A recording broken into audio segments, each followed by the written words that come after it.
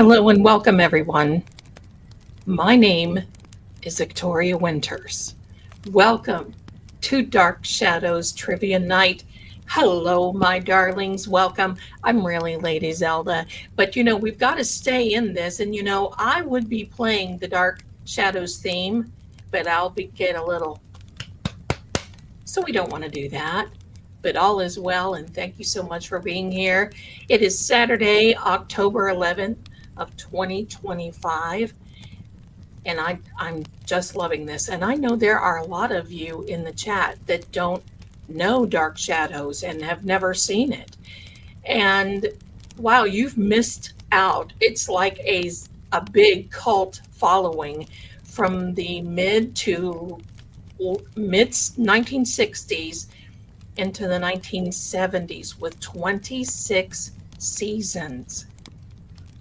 Now, back in the day, I can remember coming home from school, and it would be a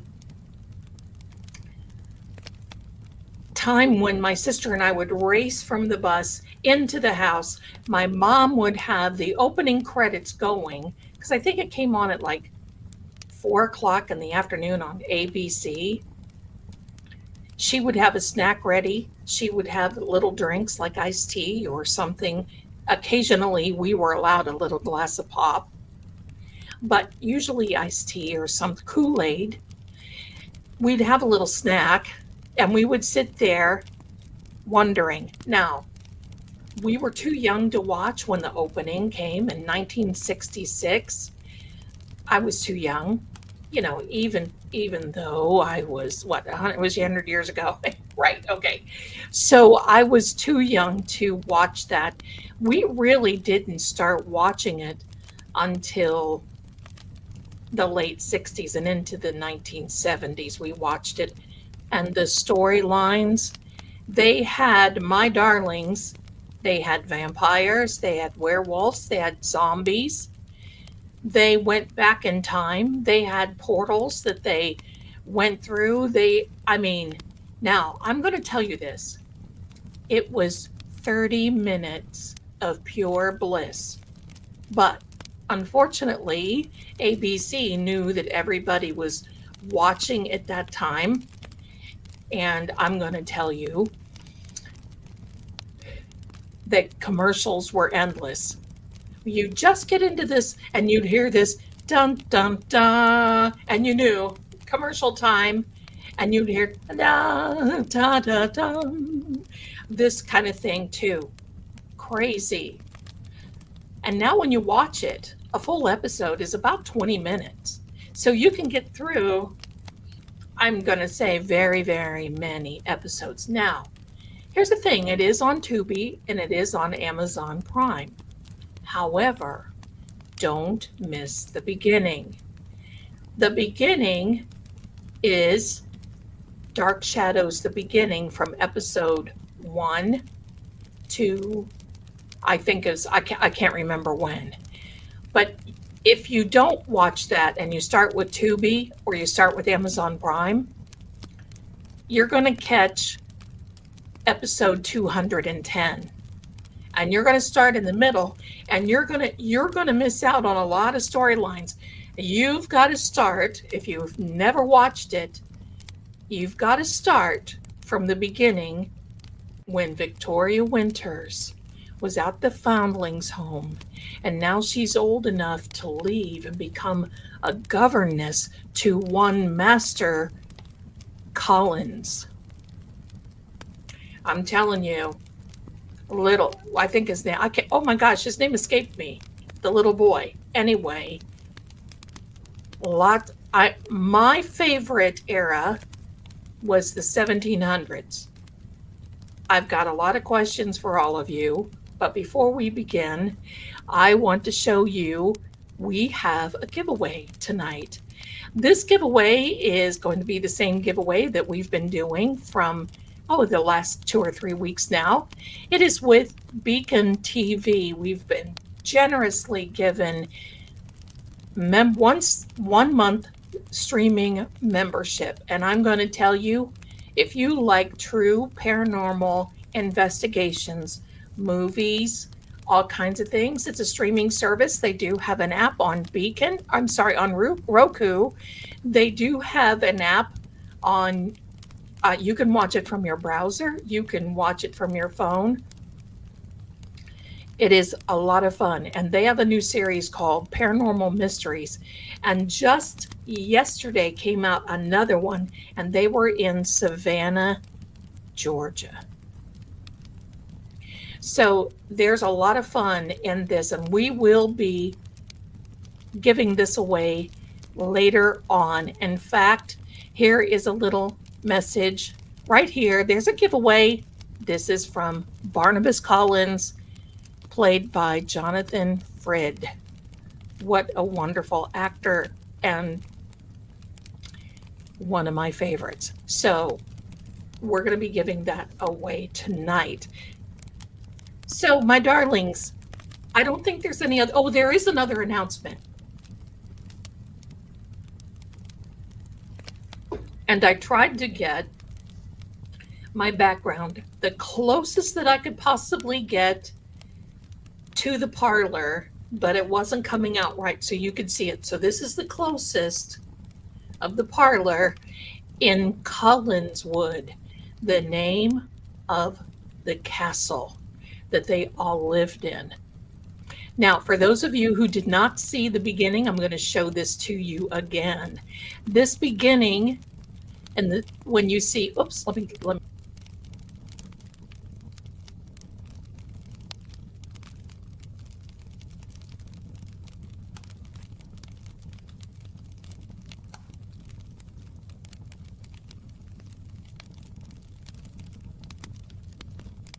Very good. Ooh, let me see. Let me quit messing things up. There we are. So, my darlings, a couple of little announcements. Yes, it started out in black and white, by the way, and then midway they went into color. And even now they have Dark Shadows reunions, and they have Comic-Cons. And I'm going to tell you this. There are only just a handful of these players left. And they're looking good. And we've lost a lot of our people. In fact, I'm going to tell you, Miss Diane Keaton passed away today. Bless her. She was one of my favorites. And there was a movie with her and Jack Nichols that I just loved. But she was a wonderful actress, and we will very much miss her. Rest in peace, darling Diane Keaton. All right, so a little news about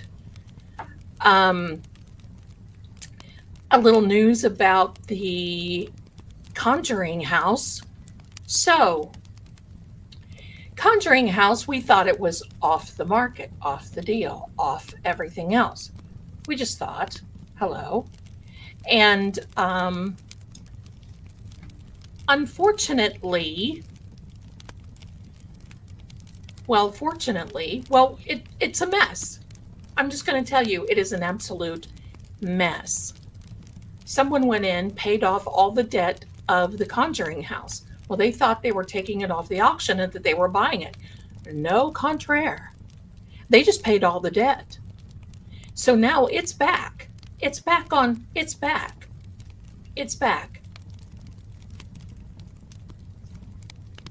So technically, supposedly, kind of, sort of, Jason Hawes from the New England Ghost Hunting Taps group is taking up collections so that he, as an LLC with many people, can buy the Conjuring House. I don't know how that's going to work. Something's got to give. Oh, yes. Love that. That's the movie with Diane Keaton. And so we'll see. If it's broadcast, if it's televised, I will live stream it. The Conjuring House is not the same as the Warrens. The Warrens' house is in Connecticut. The Conjuring House is in Rhode Island. The Connecticut home of the Warrens was bought by Matt Riffle, and he's charging thousands of dollars to visit, to stay, to get in there. No, no. But I'm going to tell you something. There's a little story about the Conjuring House. The paranormal community gets mad at me when I tell it, but I'm going to tell the truth. That's the way it is. So for right now, before we get started, my darlings, I don't think there's anything in the crime news that we want to talk about. Not right now. We've got a week ahead of us, and the rest of October is going to be very electric. So we're going to just take this time and decompress and talk about happy things like vampires and zombies and Frankensteins and all that good stuff that we love, right? Here is my Venmo for those of you who know that I'm your favorite grifting psychic. And with that in mind, Roxy, just for little old you, love everything you do for us. Roxy, you're adorable. Thank you so much for being so generous. A very generous giver to this. And oh my goodness, I'm just happy. I'm blown away by everyone. Just blown away. Yes, if you like the fire, we're warming up. And listen, the weather is finally starting to feel like fall, like autumn here. Good day, ADHD in the making. Good day from Aussie, our friends in Australia. Thank you so much. Now, for those of you who are out of the country, there are some episodes of Dark Shadows on the Tubes of You. You can find them. There you go. Yes, I've been to the Lizzie Borden house and was pushed a few times. That was something. So that's another story for another time. Now, tomorrow I am going to take off because I've got a big streaming big streaming week. Monday night is Manifestation Monday. I'm going to tell you, I've got something that I want to show you that will totally blow your minds, and in a good way. So you don't want to miss it. It's 7 p.m. on True Oracle, 7 p.m. America, New York time. Don't miss it, because it's going to mean a lot for you. That's number one. Number two, Tuesday night, right here with True Oracle and here on my channel, is the EVPs with Charlie Kirk. Now, we were going to be asking his energy about what happened, about his neck, about the place that he was at, perhaps people. We're not going to get political at all. We're not going to mention countries unless the spirit box does. We're going to keep as neutral as we possibly can, and that's how we do not manipulate the energy. Plus, I do not want a lot of upset in the chat because, people get torn up about things, and that's not what it's about. 7 p.m. Eastern, we are here for Charlie Kirk. We're getting to the bottom of it. There's some sus stuff, and I'm going to tell you, my darlings, that was a murder assassination any way you want to look at it. And we're here to help get to the bottom of things. Answer questions if we can. There we are. Now, my darlings, get your candy corn. I didn't bring mine. I've been eating candy corn and those mellow cream pumpkins. I have to tell you what I did yesterday. It's his birthday Tuesday. That's correct. That's what we were going to do. It's his birthday Tuesday. I'm going to tell you what I did last night. Many of you can relate to this, and then we'll get into the game because that's what we're here for. I know that you don't, but I'm pretty positive that he is, Jen. I'm pretty positive. just by the energy that I'm getting. I did not believe so at first, and now I believe so. He came to me in a dream state. Um, After that, I believed it. I believed he's gone. There's a Kelly, I love that. I love it. Good, good. But there's some things there, and obviously there are some things that I can't say because I love my channel. So there we go. Thanks, Jen. You know, it's always good to just keep an open mind, because especially in this case of Charlie Kirk, oh boy, we're all over the place with that situation, and it is a mess. So I'm going to tell you what I did last night, and I keep looking over at the chat because I love you guys. I'm going to put the chat on the screen for those of you who watch on TV and on your iPad and even on your phone. And first of all, I want to thank, yes, I will be putting up a candy corn poll, and that comes next Thursday night. I want to thank my beautiful mods for being here. They are always on point, fantastic. They take care of all of us. They are the backbone of Zelda. So, wait, hold on. We got to give a cheering.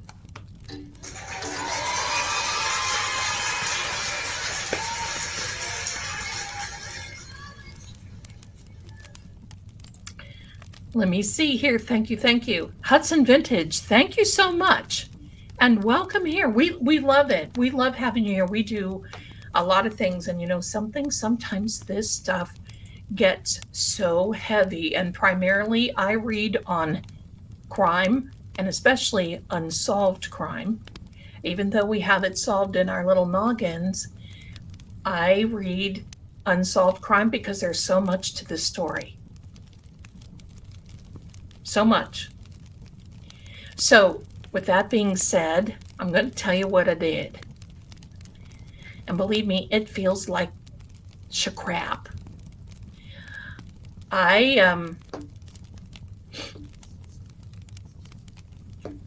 Thank you so much. Okay.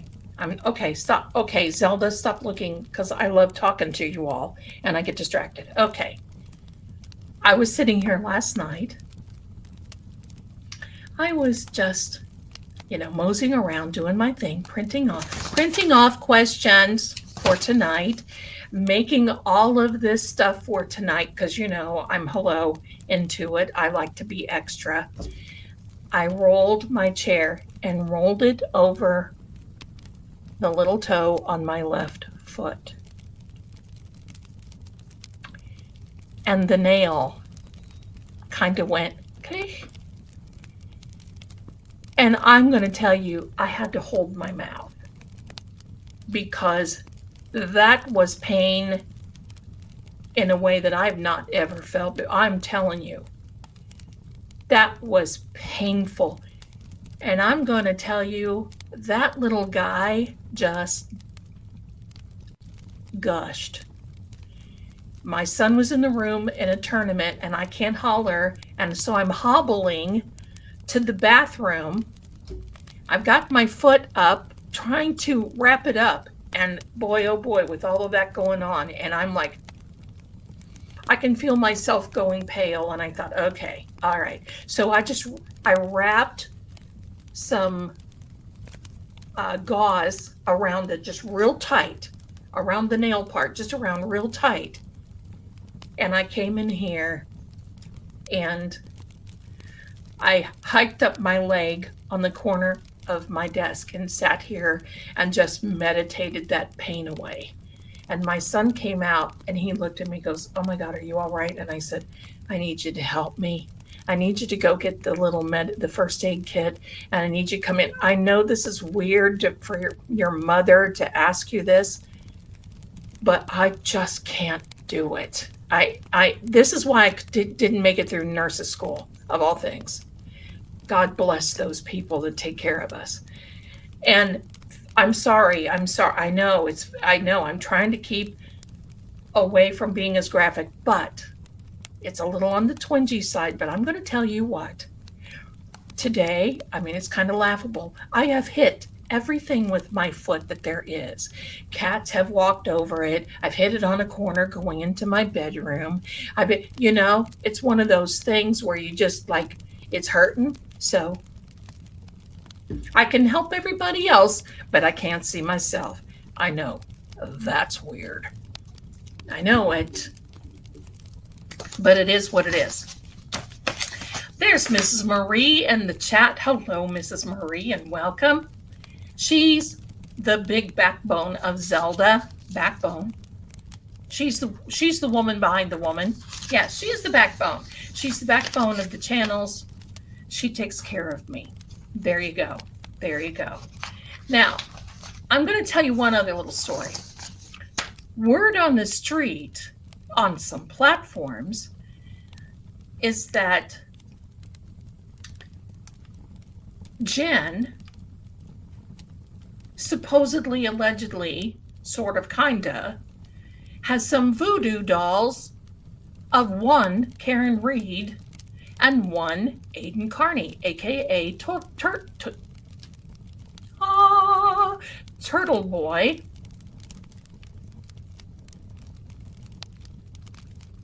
Something that I knew.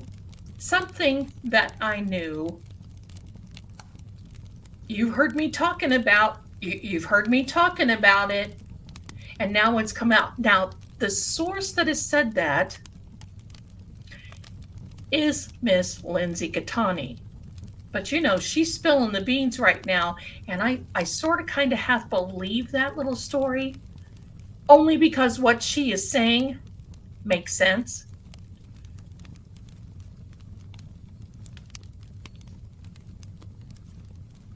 So, Karen and Turtle Boy, if you're watching this, just send me a little thumbs up.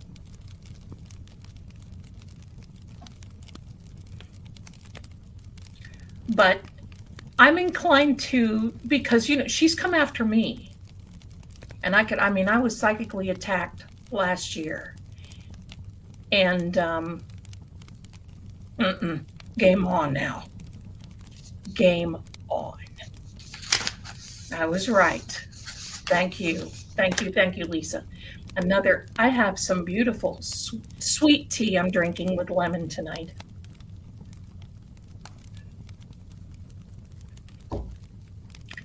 Have you noticed, and I'm just going to say this, I don't want to get it started, but everything behind these corners, these recordings,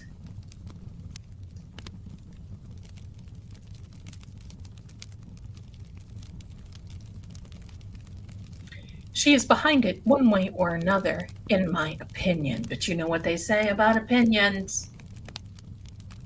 But there's a man behind her. And there's a man. She's like, look, she has these people that are out front doing dirty work. I'm just going to tell you, that's how it works. But she is back here. And there's a man behind her in this too. These things, she can do whatever she wants to. It will not work. Karen and Turtle Boy have a divine covering over them. And let Zelda.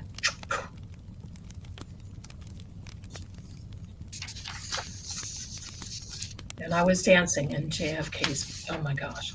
All right, my darlings. Now we can come back here. And I saw a little compliment, and I'm always about compliments. So I'm going to take it. Thank you so much. Jen Murray, thank you. I put you on the TV tonight, and you look even more lovely and even younger than you do when I watch on my phone. Well, aren't you the one? Thank you so much. I would like to thank CoverGirl, my ring light, all the filters that StreamYard has to offer.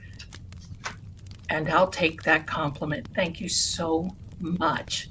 It's very kind of you to say. Thank you. Thank you. Thank you. All right. But I'm just going to say this, okay? Those people are not to be pushed over. They're the fact that they've got this so-called high-powered BB fell, whatever. I'm sorry. I have an opinion about that sort of thing, but I'm not going to say it on here because I don't know her. And I'm sorry. But why would the O'Keefe family bring in a high-powered attorney that's getting these high-dollar settlements? Because they think they're going to lose. They got nervous after the first hearing. Karen Reed is innocent. She was proven innocent twice. The Commonwealth has been trying to nail that young lady and Aiden from the absolute beginning. Why? One word: exposure. They have exposed the wrongdoings of their justice system, which is in fact not justice.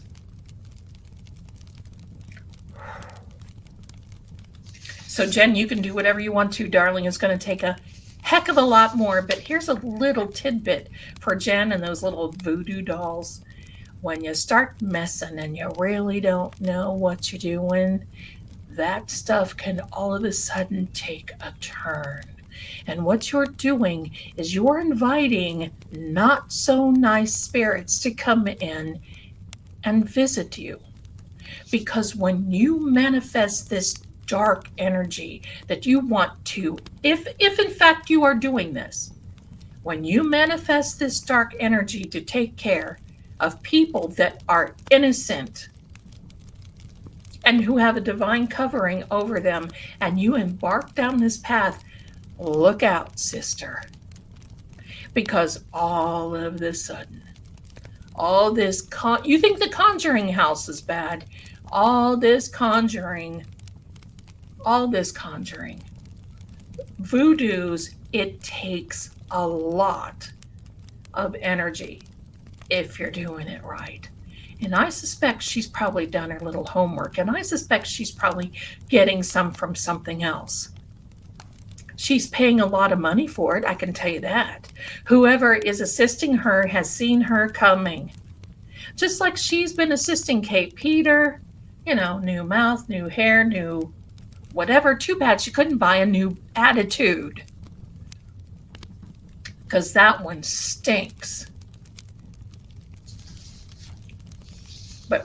But Jen, listen to me here. Listen, if you in fact, you know what, I got a little, if you in fact have been doing this as reported, and if you're not, come out and say so. If you're not, come out and say so. But if you are, it won't be long till the tide of this battle turns, because all of that evil energy has to have somewhere to go. And you can't push it all onto Karen and Turtle Boy all at once. These things are like mirrors. Whatever you project comes back on you 100 times. That's why it is very, very hard to be successful doing these types of things. There might be a change in your looks. It may cause some upset up here. And it may even cause you to stand out on the front of your steps and tell the truth of what happened that night at 34 Fairview Road, January 29th, 2022 at 12:23 a.m. Now, enough said. How about let's have a game? Return to sender. Let's start with some dark shadows. Now, I can't really keep track of all your answers, but we're going to have a lot of fun doing this. And I've got a little bit of trivia with dark shadows that I'm going to tell you as we go along. So this is going to be fun. Let's get started. Hold on. I couldn't get I can't play the theme to dark shadows. This is the only thing that I can do.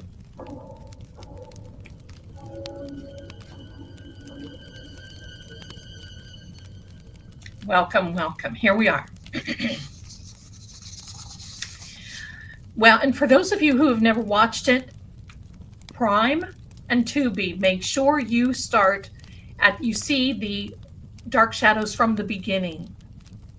You'll know you're in the beginning if you see a train going down the tracks. They're in black and white. If you started where the opening is a tombstone in a graveyard, you're 210 episodes in. You're starting, and you got to start from the beginning, because you're not going to know who all the characters are and all this other stuff. Pardon me. Okay. Let's get started. I've got some easy questions. I've got some hard questions. And when I was visiting the Breakers in Rhode Island, I actually got to go up to the house that the outside was filmed. It wasn't filmed on the inside was filmed in a lot. But the outside, all those opening shots that you see with the waves and all that, that stuff. And when you hear, because all the cast of characters will open up, start the narration. The first episode you will hear is, "My name is Victoria Winters. My name is Victoria Winters." And it cracks me up because some of these people in the family have very British clips. They're very proper. And the other ones are, hello. It starts out in black and white. And then miraculously, just like The Wizard of Oz, it morphs into color a few episodes down the road. I think it's episode 276, I think. All right.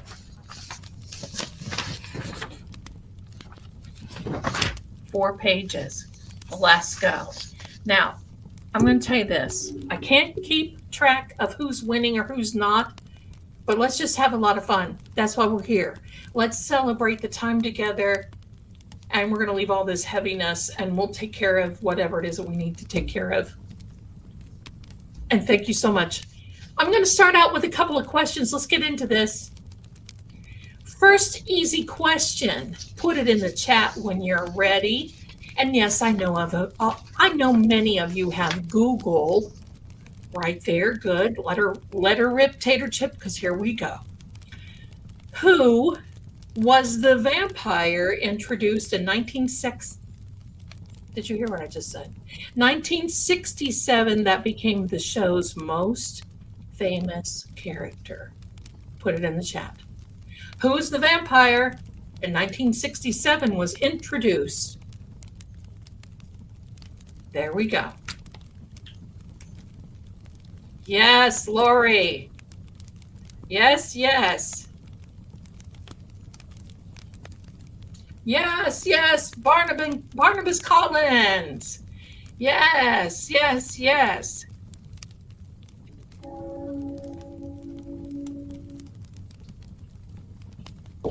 Barnabas Collins is right. Wow, that's sweet tea. I'm going to be drinking probably a gallon tonight. All right. Yes. And I'm going to see if I can make these show notes available for anybody that would want to download them. If you think you want to download these questions and answers, let me know. I might be able to figure out how to make those available. If you want to go in the description, just check back and see. I might be able to make it and to have it downloaded. So I'm going to highlight it. Oh, that highlighter is too dark. Let me grab another one. I won't be able to see what I'm doing. Pardon-moi. Pardon-moi.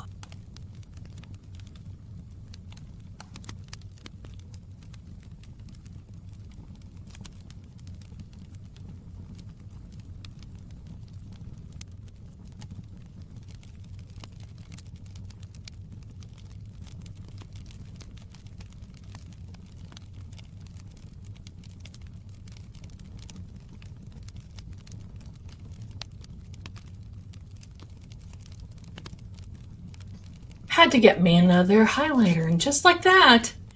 And for those of you, I'm going to tell you one thing that I enjoyed. For those of you who do not remember,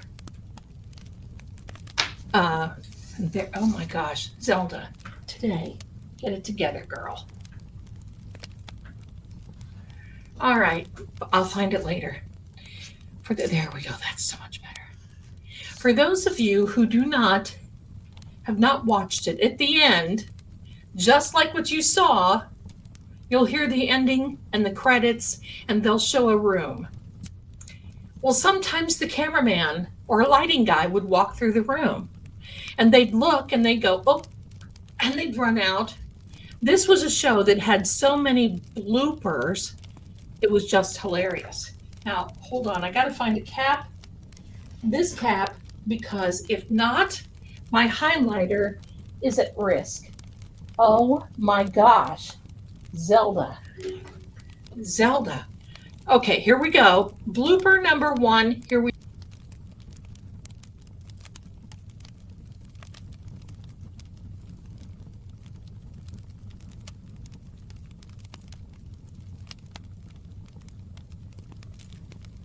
Eureka. Yes, I have to mind my toe because, dear God. All right, that's number 1.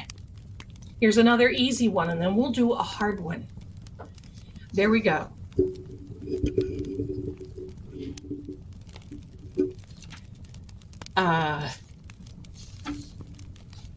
Here's another easy one for you all. What is the name of the Collins family mansion? What's the name of the Collins in the chat? Name of the Collins family mansion. Woo! Ooh, ooh, ooh. Da, da, da, da, da.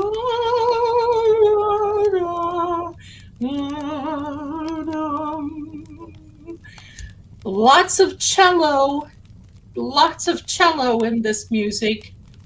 Collinswood, bingo! That is correct. Collinswood.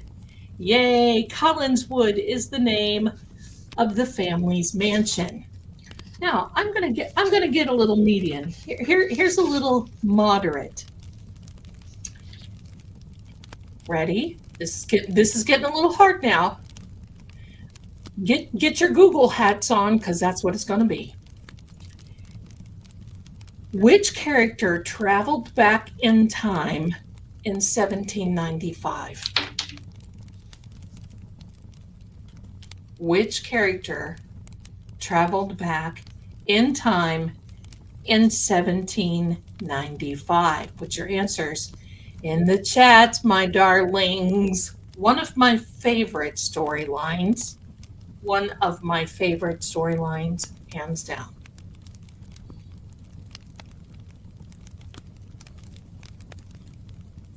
All resisting arrest. Victoria Winters.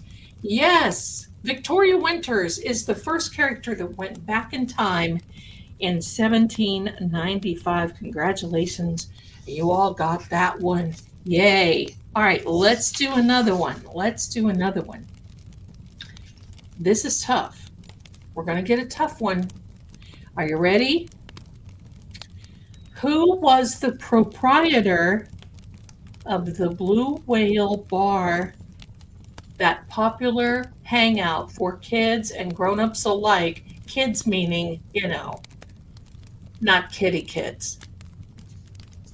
In Collinsport. Who owned the bar? What was his name? Put it in the chat. Who was the proprietor of the Blue Whale? in Collinsport? That's kind of tough. Kind of tough. Oh boy, I know you're all, I can see the fingers. I can see the fingers walking right now on Google. Who is the proprietor of the Collinsport bar? What was his name? There you go. Mary is a winner. Mary, it's Bob Rooney. Bob Rooney. There you go. There you go. Gilligan, yes, absolutely. Now, here's a fun one. Here's a bonus that I can't wait to get to, so I'm going to do it. You've heard me say this before for many of you who have been in here before. What is my favorite character in the whole Dark Shadows franchise? Who is my favorite character of all? Of all. That one's a little tough because you can't Google that one. Let's think a little bit of all the characters. Not Quentin. Quentin was good looking, but I'm going to tell you, I'm going to give you a little hint. I went a little bit for the educated side. He was an educated person. Who was he? Not Barnabas, not Carolyn. It's a male, not Angelique. It's not David. No. Keep going. The moment that you hear it, you'll go, oh, I've heard you say that, Zelda.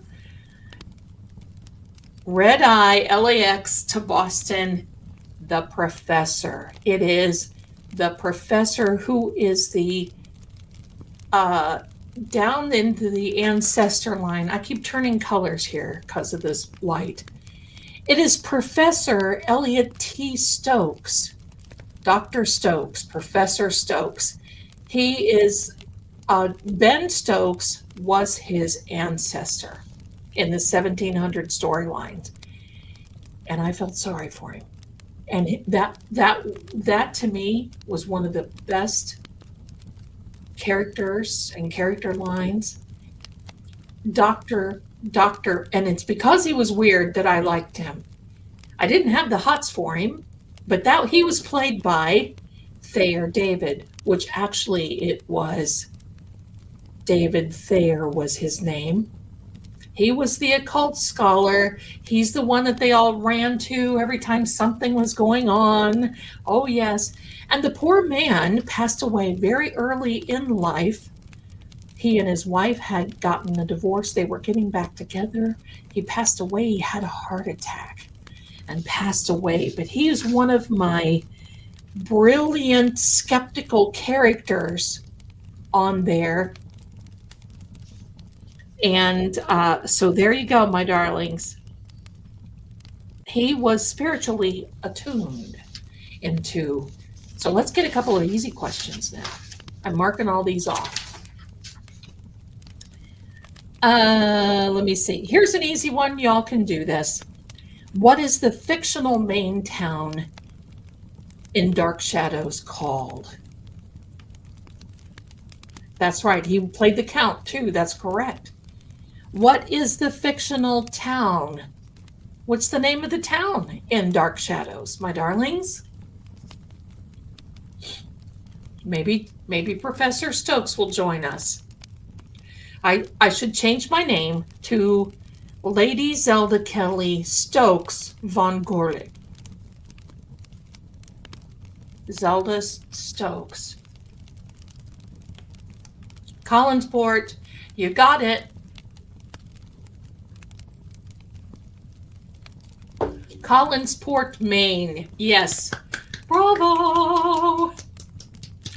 Collinsport, Maine. Very good. Very good. Very good. Okay, here it is. How close to Maine is Massachusetts? a couple of states, maybe a state away, next state. Okay, we're here to have fun.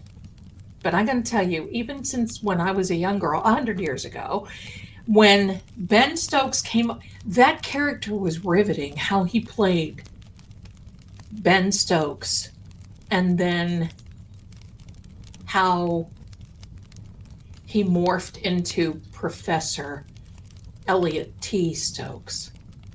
Amazing. Sorry, you're a fave Canadian here. Oh, yay, Mary. Okay. Which actress portrayed the original governess? Because the governess did change. And the original Victoria Winters left. But what was the name of the original Victoria Winters? Hello, my name is Victoria Winters. I need to put that on my voice messages, and they'll go, huh? All right. From Massachusetts to Maine is 16 miles through New Hampshire. Oh, wow. Karen, thank you so much. Elizabeth Collins was the name of the mom. Alexandra Moltke. That's right. Alexandra Moltke. She got married. Her last name was Isles. That's one of the reasons she left. She had gotten married and was expecting. I don't know why I'm whispering that, but she was.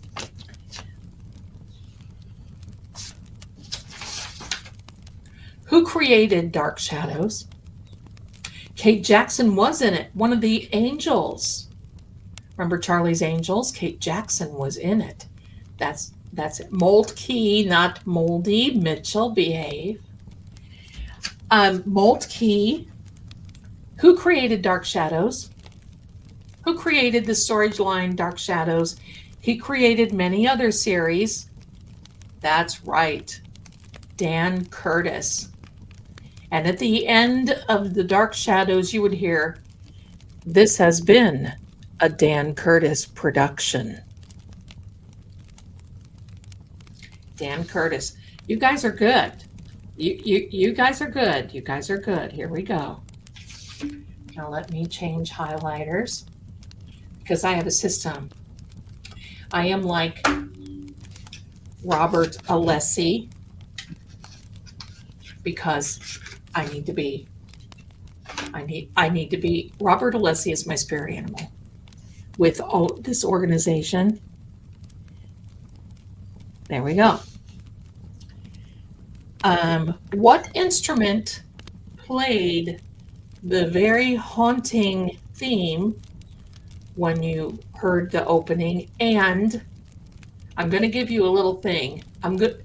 And some of the breaks, like dun dun dun. Some of this stuff. Name one of the. There's two instruments that are primary. Name one of the instruments.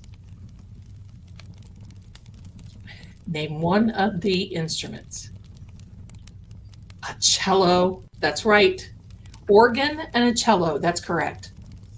Organ and cello.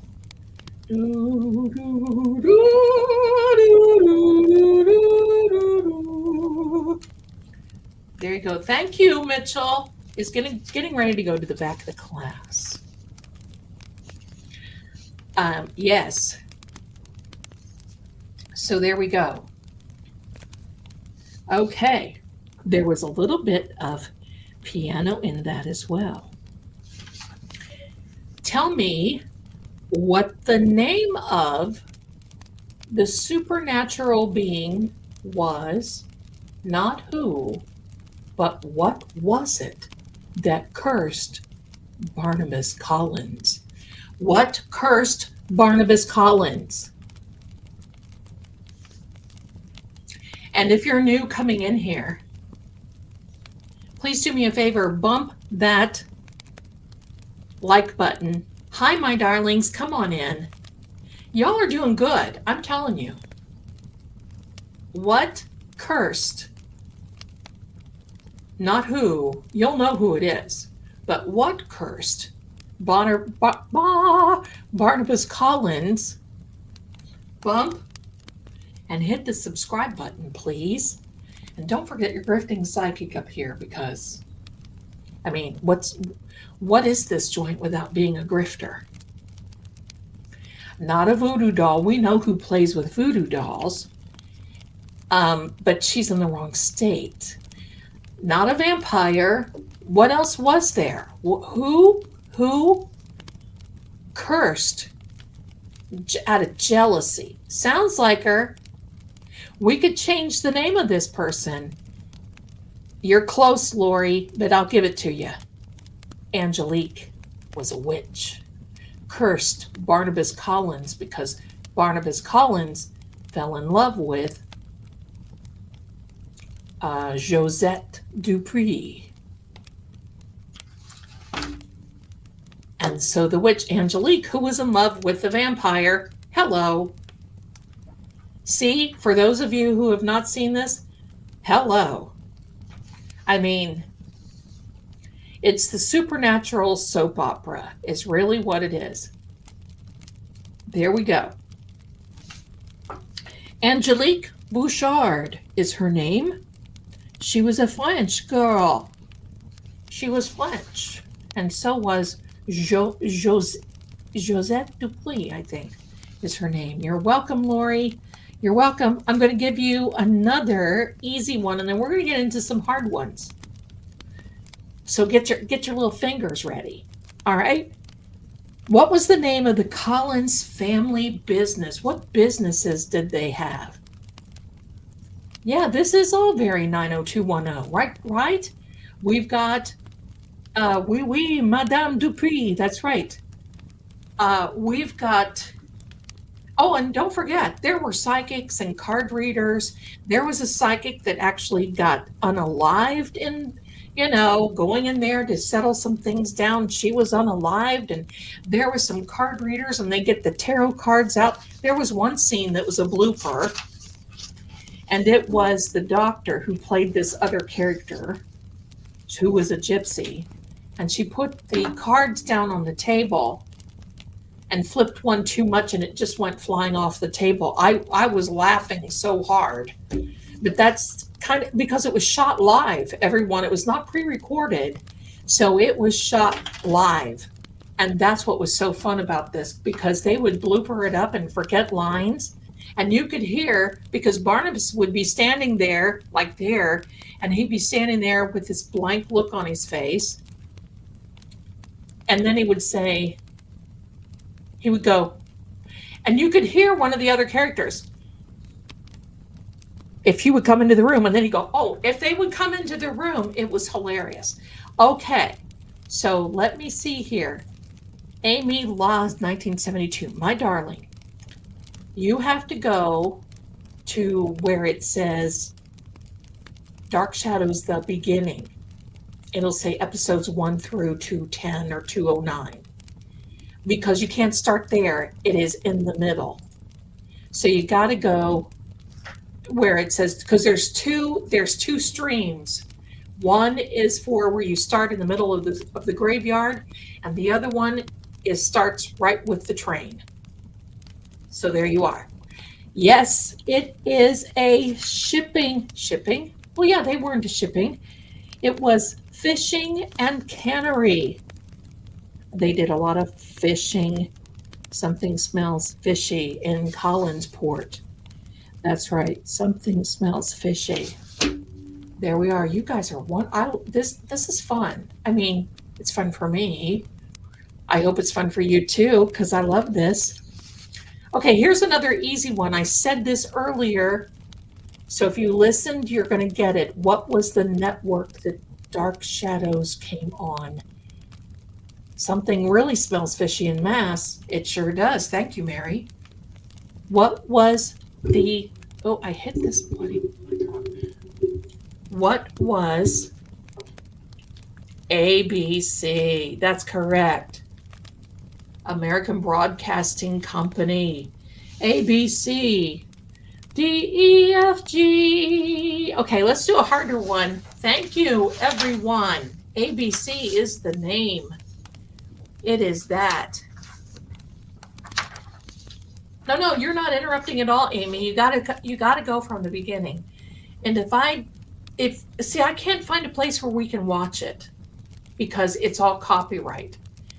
ABC will just ticky, and that'll be the end of it. But it is so good. I started over today. Thank you, Lucy, you adorable baby girl. Thank you. I had to start over. I watch it usually once a year. And the episodes without commercials are about 20 minutes long, so you can just zippity-doo-dah right through. You can watch probably 5 or 6 episodes, have a little snack, right? That's right. I like some old-fashioned movies. Thank you, Kim. I'll tell you what I've been watching because they have AMC AmFest, or the AmFest, the Halloween Fest. Some of the Halloween is okay, right? But some of these movies they have on, the slasher things.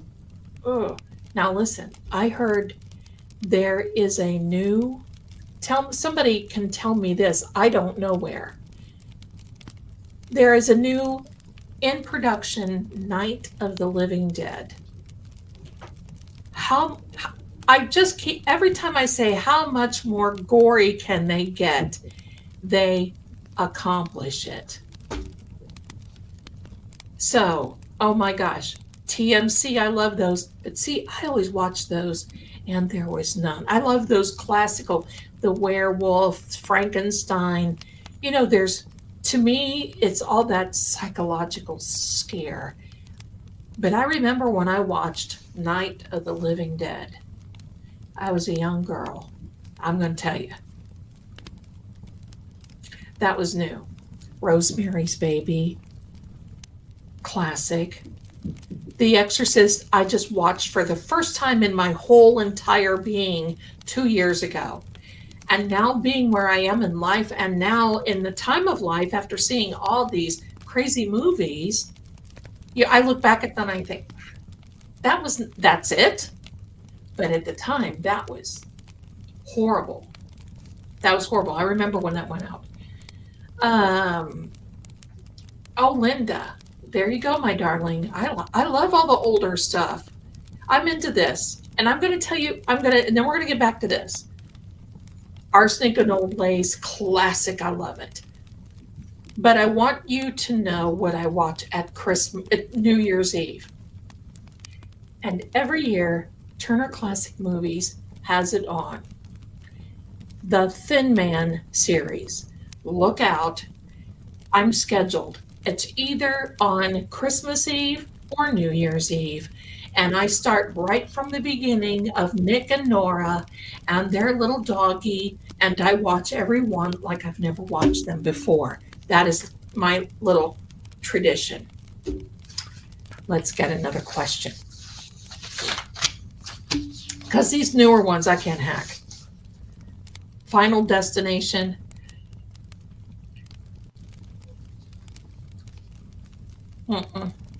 No.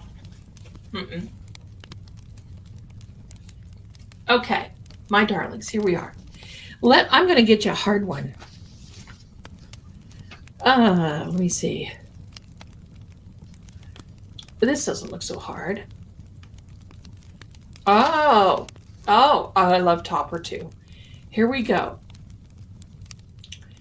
Which character was transformed into a vampire near the end of the series? Near the end of the 26 seasons, what character was transformed into a vampire? Go. Chat. There you are.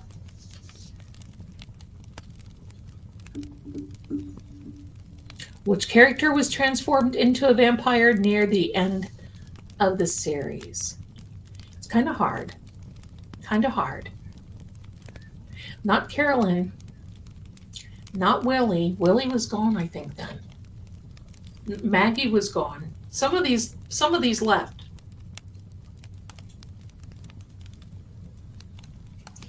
No, keep going. Brian Albert.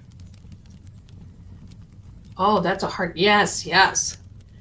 This one is hard, but you know what's trivia if we don't have the hard ones? William Powell was dream. I think so too, Sarah. What has happened to men? Well, look, I should have lived in that era. Luke and Laura, there you go. No, it wasn't Elizabeth. No, Dr. Hoffman. No, Julia. No. Should I give it to you? I think I'm going to give it to you because this one's a hard one, and then you'll remember. There you go. Love at first bite. There you are. Her name is Roxanne Drew. Roxanne Drew was transformed into a vampire near the end of the series. That one is a little hard. Let me see.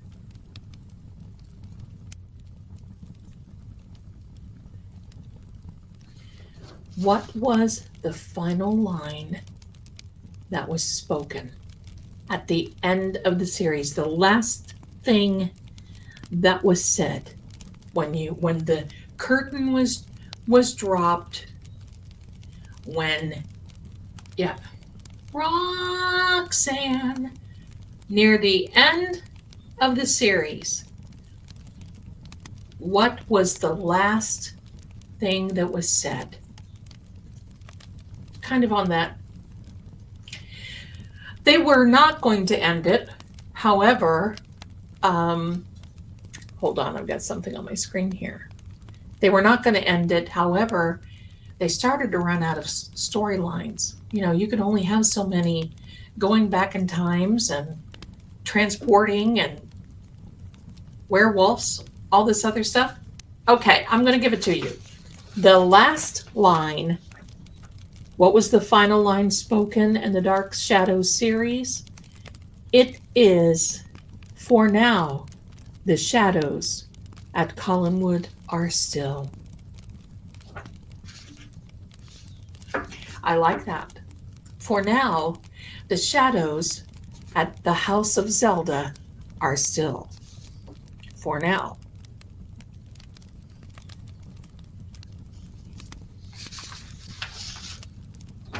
Was there something about no better? They would think there was a vampire. Colin, right? Hello. Was this a dream? I always thought that was going to happen. They were going to go, is this a dream? Hi there, Rich Cat. Hi there. Hi there. Okay, let's get you. Let's get back here. Which Collins member of the family? Oh, here we go. Getting into it now. Which Collins family member returned from the dead through Angelique's magic? Angelique performed a little magic and she rose someone from the dead. Who was it that came back from the dead? From Angelique's magic. When I say it, you guys are going to go, ow, ow. I wish there was. Yes, Elizabeth. Yes, my darling. Look at this. Elizabeth got it. Yay, Elizabeth. Hello, my darlings. Jeremiah was a boy. Oh, wrong Jeremiah. Jeremiah. All right.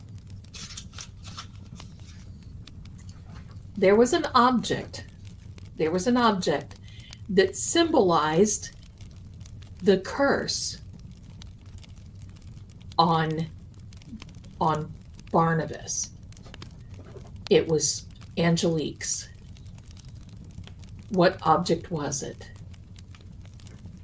And it was not the ring.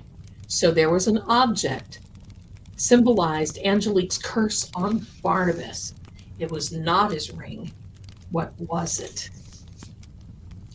Kind of hard. This was big when I was a teen, that show. It was really odd for the afternoon show. Yes. Now, see, I'm going to tell you something. While y'all are thinking about that, the cursed object that Angeline or Angelique put on. No, it wasn't a necklace. It wasn't his cane. Um, you'll see in the first few episodes when you start from the beginning, not a necklace, not a pendant. It gets really dull. I mean, it starts out really good. I mean, it's kind of like mysterious, wondering what's going on with all the characters. And it was supposed to be one of these afternoon soap type things. Well, they started losing ratings. It wasn't a vase, wasn't a mirror. Keep going, my darlings. I'll give it to you in a minute. It was losing ratings quickly. It was black and white. The characters, you're going to see that. It's going to take a turn where you just think, oh, come on already, somebody get bit. And it was on for about 6 to 8 months, and they were really starting to tank. Dan Curtis went back. Nope, keep going, my darlings. Dan Curtis went back to his wife and said, what are we going to do? And his wife said, bring a vampire on. And she was kind of kidding. And he said, oh my God, that's wonderful. That's when they introduced the storyline for Barnabas Collins. Oh, and believe me, that was like, look out. The ratings went over the roof. And then they had 26 seasons. Okay, I'm going to give it to you. It was a jeweled medallion. Remember the medallion? It was a jeweled medallion that Angelique gave to Barnabas, and it had a curse on it. Oh my. Let's get a couple of easy ones. Who was Maggie Evans' father? He was an artist, and he also drank a lot at the Blue Whale. Who was Maggie Evans? Thank you, Elizabeth. Got it first. It was Sam Evans. I almost said Sam Adams. Sam Evans. Sam Evans. Very good. Mr. Evans, yeah. There we go. Now this is almost a part 2. Who was the Collinsport resident that was first attacked by Barnabas and survived? She survived a bite in the neck and didn't move away and became friends and somewhat engaged. Sounds like something Zelda might do. Woof. Yeah, we should send Jen a brooch. That's right. Who was...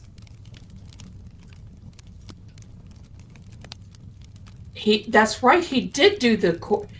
Sam Evans did do a portrait. That's correct. Good day. Good day. Thank you so much, my darling. It was Maggie Evans. That's right. Carol got it. Maggie Evans. Someone's saying they couldn't watch Boris Karloff. I was never a big Boris Karloff fan. Just sorry. Never was. Just never a big no. My favorite movies are the Hammer movies, Hammer Studios. And my favorite actor was Peter Cushing. Big friends with Christopher Lee. Okay, let's get another one here. Got a crush on Barnabas Collins? I think many did. Okay. There was an actress. No, I can't do Salem's Lot, but the second Salem's Lot I thought was just... Okay, my darlings. Let me get my question back. There was an actress in this that portrayed multiple characters. I think she had the most of the multiple characters and probably the most famous of the actresses. Her characters included Josette, Maggie, and Kitty. Name the actress who played these characters and then some.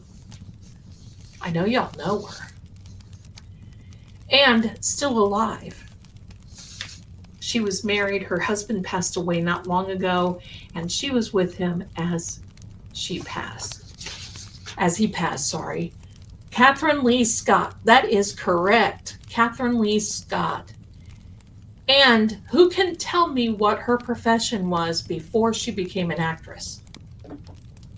What was her What was her profession before she became an actress?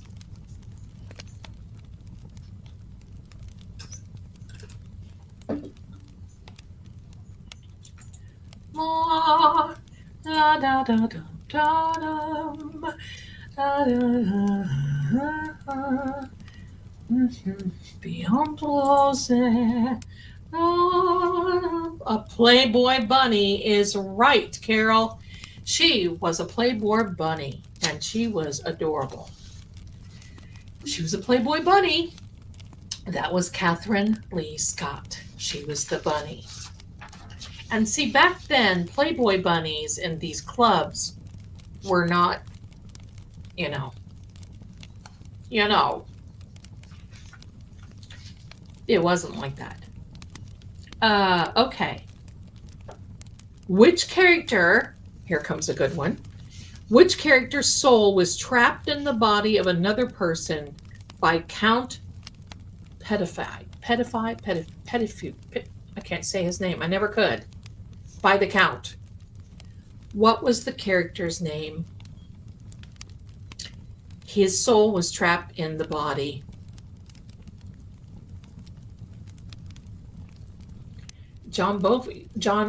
Why can't I talk to that? John Bon Jovi's mom was a bunny too.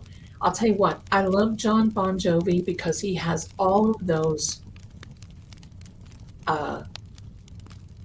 establishments that give meals out. Not Reverend Trask. I'm going to tell you something. How many in here thought that Reverend Trask was related to Humphrey Bogart?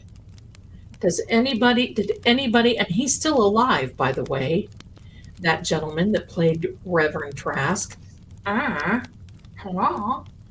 You guys have been mentioning him the whole night. Now, whose soul was trapped in a body of another person? Reverend Trask. I loved him. And then I remember back in the 70s, he was doing commercials with the trench coat and, whatever. And he talked like Humphrey Bogart. That was great. No, my darling, trapped in the soul of another person. It was Quentin Collins. Quentin Collins character soul was trapped in the body of another person by the Count. All right, no, sister, are you coming in here? Hello. There we go. Let me fix this because somebody had to come past some of the equipment, but hey, it can all be fixed. I think she heard me saying Sam, and there we are. Okay. Let me get a couple of easy ones.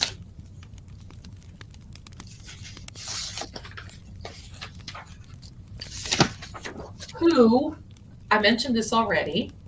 Who was Barnabas Collins' fiancée before Angelique cursed him? Who was there? This is my Sammy girl. Who was Barnabas Collins' fiancée before Angelique cursed him? Angelique was the witch. Her name is Sam? Yes. I have a cat named Sam too, although she was originally... Oh, I didn't see that. Oh, rich cat. Oh. Yes, that's correct. It is Josette. Josette Dupree. There we go. Which actor... Here we go. Which actor played Quentin Collins? He was And he turned into something else. But what actor played Quentin Collins? Yay, Carol has got it. Put it in the chat. What?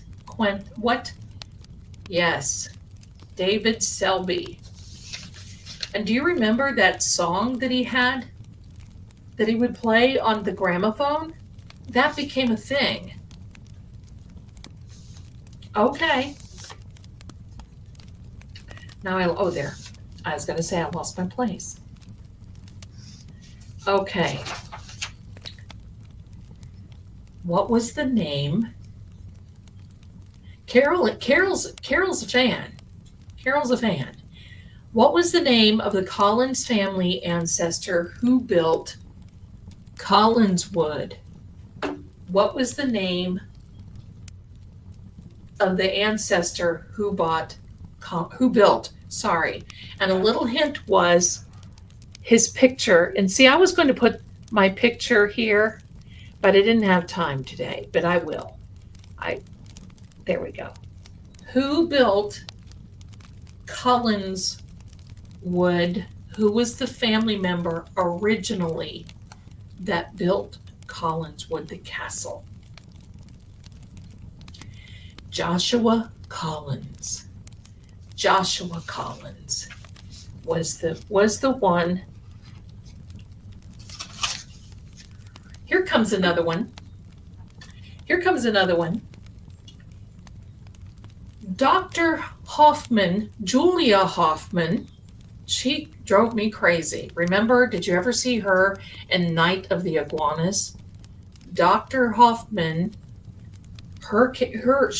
Julia Hoffman, the lady in real life, was married to one of the writers. So he would write her into these scenes. It would be hilarious. What was her medical specialty before joining the Collins family? What was her medical? I'm going to tell you, she had 2 different subjects. What was the medical specialty? I cannot talk. Before she joined the Collins family. No, she wasn't a nurse. She had 2 fields of, how she would go crazoid over Barnabas Collins. Yes, she was a doctor of psychiatry, but then there was something else. Groovy. She was a blood specialist. She was a hematologist. That is correct. Why you would have 2 different things like that. Hi, I'm a psychiatrist and also a hematologist. That always seemed too weird to me, but I guess it fits in when you've got a vampire on site. Okay. What was the name of the Collins family loyal housekeeper? What was the name of the housekeeper? She was another pain in the crack, I always thought. Get it together, housekeeper. And she stalked Barnabas Collins. Yes, she did. She stalked him big time and was so jealous. So jealous. Yes, Captain Jerry got it. Mrs. Johnson. Mrs. Sarah Johnson. That is correct. There's the captain. There she is. Sarah Johnson.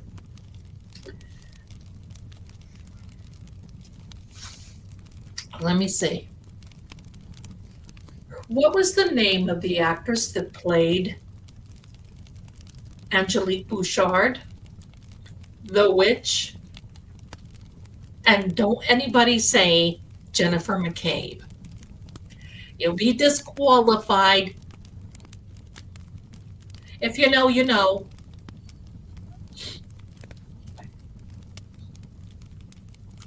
Okay, Rich Cat. What was the name of the actress that played the witch, Angelique Bouchard? That's right. There you go. Mitchell goes to the end of the class. Laura Parker. Laura Parker. I don't know. Was she in English? Laura Parker went on to write several different, she kept the franchise going, and she wrote a few other little things too that went along with it. And she wrote some of the movies. Now, I'm going to tell you something. I saw the series and then I saw those movies and I was like, stop. And I'm sorry, I did not like Johnny Depp's depiction of Barnabas. Nobody can play Barnabas. But if you notice in that movie, Barnabas came to the door and a couple of other characters. So I thought that was kind of cool. Captain Jerry has been, she's been binging Dark Shadows since I announced that this was going to happen. And look what she says. She's just going to chime in. She's been studying for the last couple of days. She's been binge watching, man. It is something else. Jerry is a binger. Oof.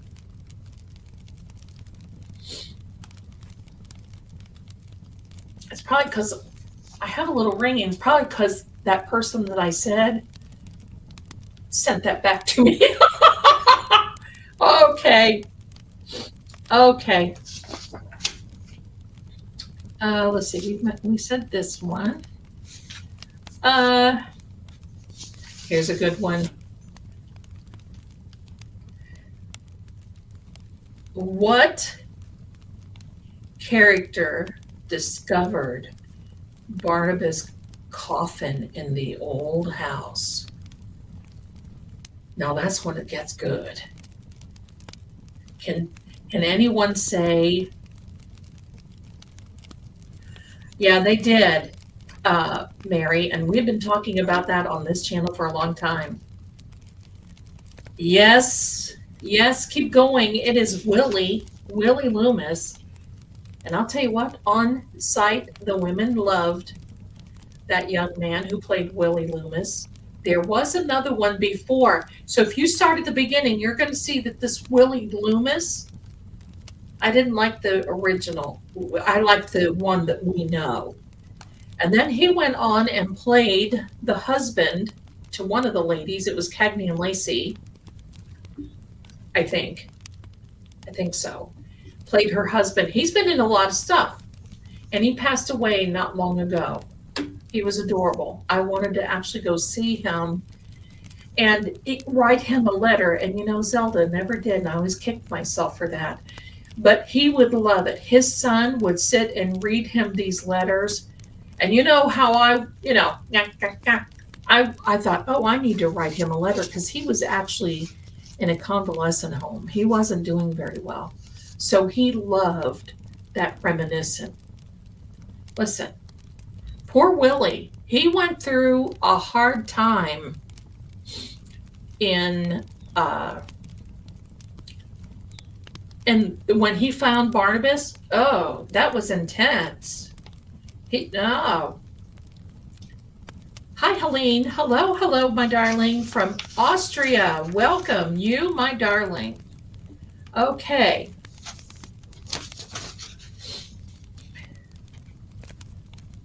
A show that piggybacked off of this was Mary Hartman. And Colt, yeah. Oh, yeah, that's another one. I remember Mary Hartman. Every time something would happen and she would say, she'd get the phone and she'd put it down. She'd say, okay, I think what we all need to do is calm down and go to the International House of Pancakes. All right. So, yes, Mary Hartman was a thing. Let me see. Who was the coffin maker in the 1795 storyline who was a friend of Barnabas Collins? Who was a friend of Barnabas Collins, who was the coffee and coffin maker to Barnabas Collins? Yes, he could make coffee too, but coffins were his specialty. He drank coffee, probably, while he was making coffins for Barnabas Collins. Who was he? Name him. Name him. Oh, yeah, Mary Hartman, Louise Lasseter. That's right. Let's see. Mr. Coffee, Joe DiMaggio. Mitchell is going to go to the back of the class. Karen, yes. Ben Stokes. Ben Stokes was the coffin and the coffin maker for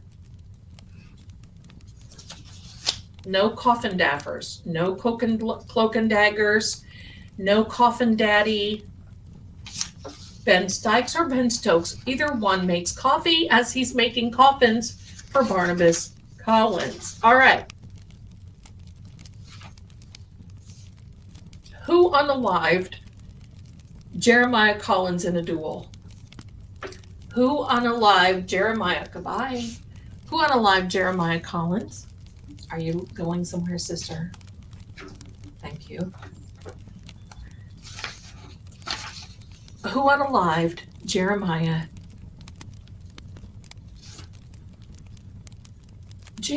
Every time I say Jeremiah, I always want to say, Jeremiah was a bullfrog. Elizabeth got it. Barnabas Collins, unalived Jeremiah Collins in a duel. And they were having a duel over who? Can somebody say who they were having the duel over? Barnabas can be coffin daddy for this Halloween. Absolutely. Absolutely. Coffin daddy is right. Coffin, good one. Coffin daddy. I'm going to make an emoji for that. Josette, absolutely. Coffin daddy is Barnabas Collins. Not to be confused with Barnabas colon. All right. There's another colon that we won't talk about. All right, let me see. Who tried to Josette is right. Oui. Who tried to exercise, and not this, perform an exorcism? Who tried to exorcise the ghost of Quentin Collins?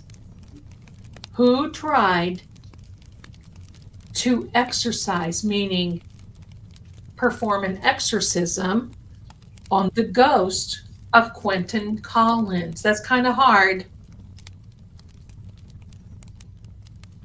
Two characters we've been talking about.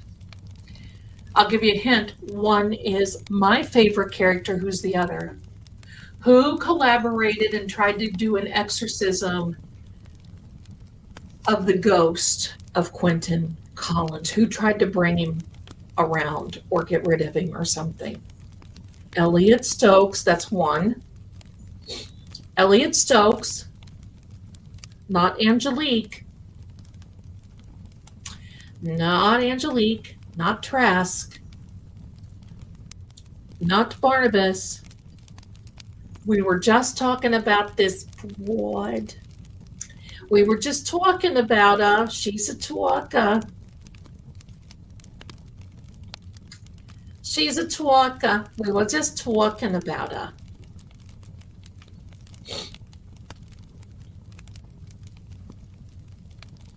Hi, Helene. Hi. It is Dr. Julia Hoffman and Professor Elliot Stokes. That's who it was. And the funny thing about it, Julia Hoffman, Dr. Julia, had the hots for Barnabas almost the entire time. And Barnabas was engaged so many times, was in love with all these women, and he kept Julia right by his side. And she was so jealous Is this real life? I think it might be. I've heard that again. I think so. Hello, everyone. Hello. All right.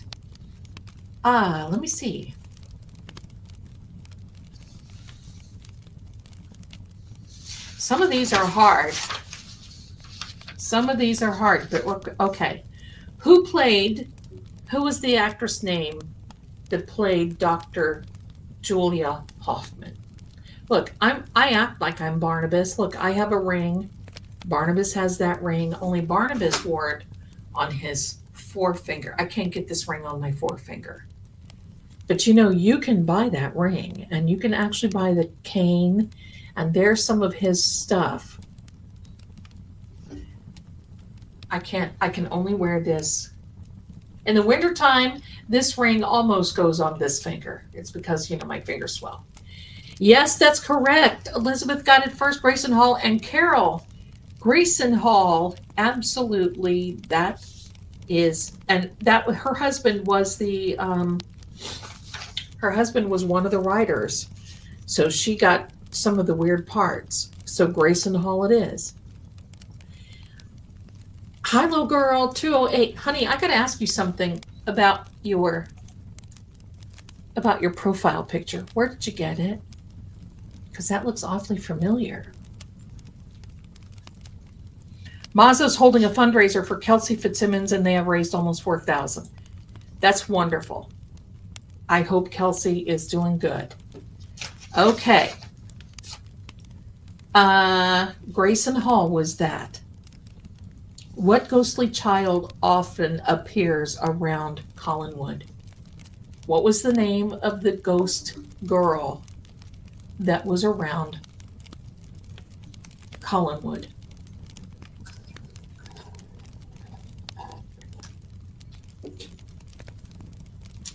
It's okay. If you want to use my art, or if you want to use anything else, you have to let me know.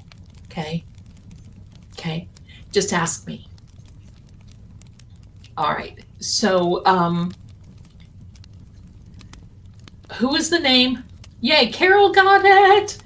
Carol, Elizabeth, Ethel. Hello.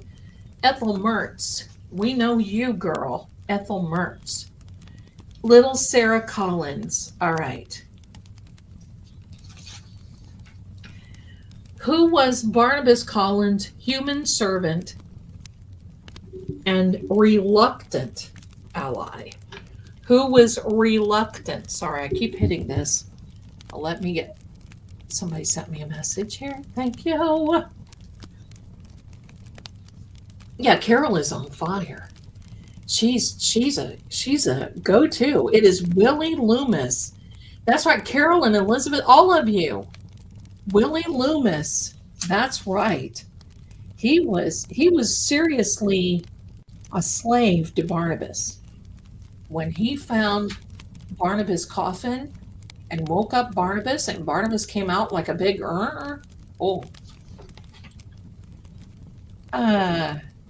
which beautiful woman was considered to be the reincarnation of Josette Dupree?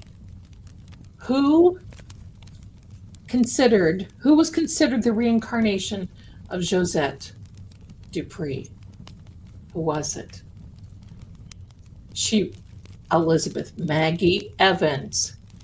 Maggie, there you go. Maeve. Hi, Maeve. Hello, my darlings. Hello, hello. There you go. Maggie, yes. Yes, yes. Here might be an easy one for some of you. I think we talked about it already in the beginning. What year did Dark Shadows first premiere on television? What year did what year did Dark Shadows premiere on ABC on television? What year was it? Yay, yay. Look at the answers coming in. Look at the answers. 1966 is correct. Very good. Look at this. ADHD in the making. Bless you, my darling, is a new member in the making on YouTube. I love it. I love it. Thank you so much for being here. Thank you. Thank you. Yeah, it's that old. It's that old. It's 1966. I was born. I was like that. What was the name of the novel that starts out and Olivia de Havilland's character was reading it? Oh, here we go. Trivia. She was reading this book, and the women were sitting around a table knitting because the men went to the camps. And Olivia de Havilland was reading this book, and she opened it, and the first sentence was, I was born. I was born. What is that? Let me know. I was born.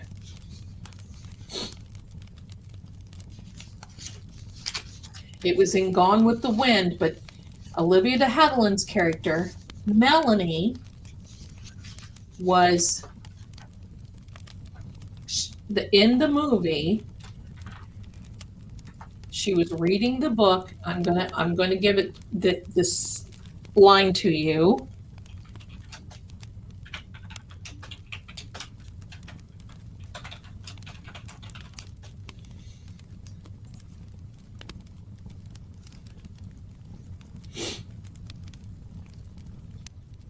She read aloud.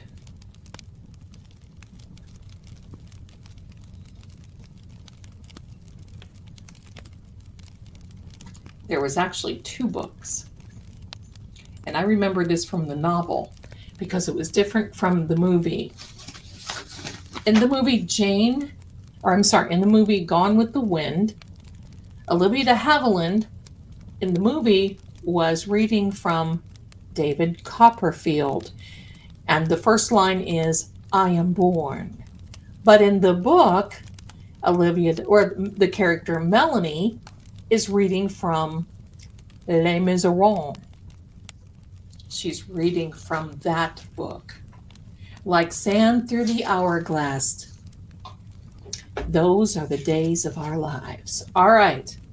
Wuthering Heights. I also read that. So no, it is David Copperfield and Les Miserables. All right. Let's get another questions in, and then we're going to have. This time has gone by fast. We've been here almost 2 hours.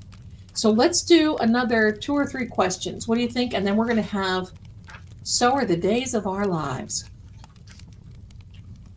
Then we're going to have a giveaway.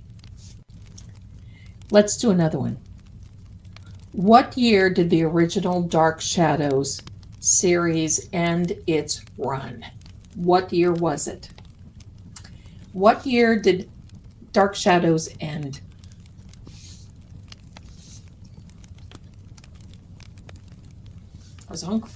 This thing has lived on forever. Very good. There we go. Yes, 1971. That is correct. That's correct. Yes, in 60s, I wouldn't think the show that far back. Yeah. 1966 to 71. Wow. All right. Here's a good question about, let's see. Do I call myself Lady Zelda Kelly Stokes von Gorlitz? Von Stokes? Hello, das ist me, my mom. Das ist my mom, Dr. Elliot T. Stokes. There we are.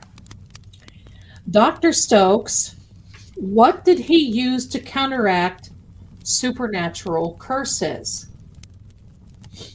What did he use to counteract supernatural curses?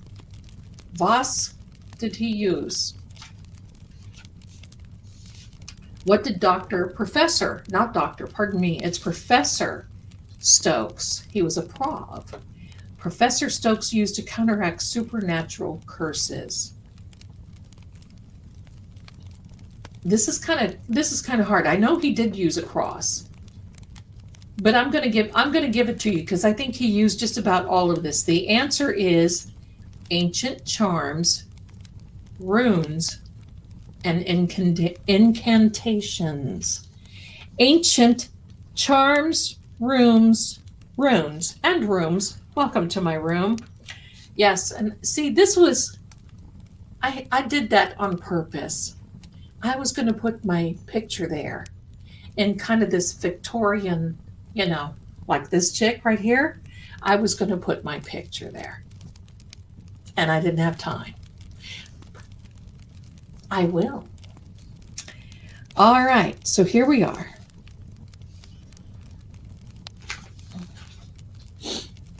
Okay. Who was the spirit known as the Phoenix?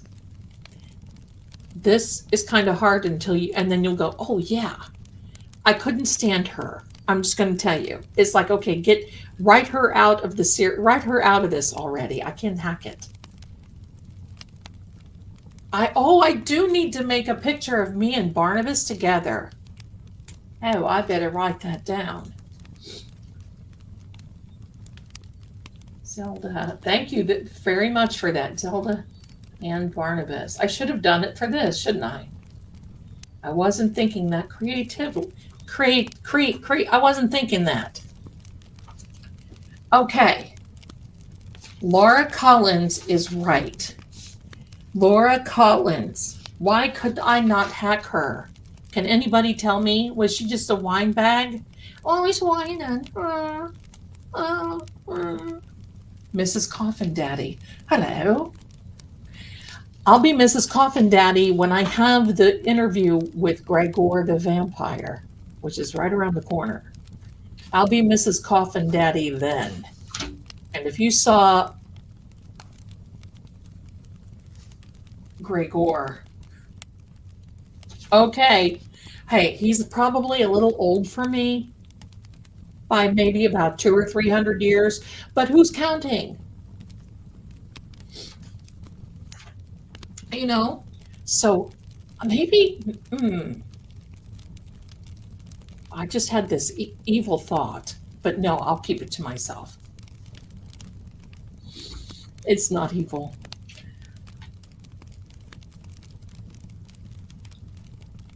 I must be delirious. I don't know why. I think Barbara was in this.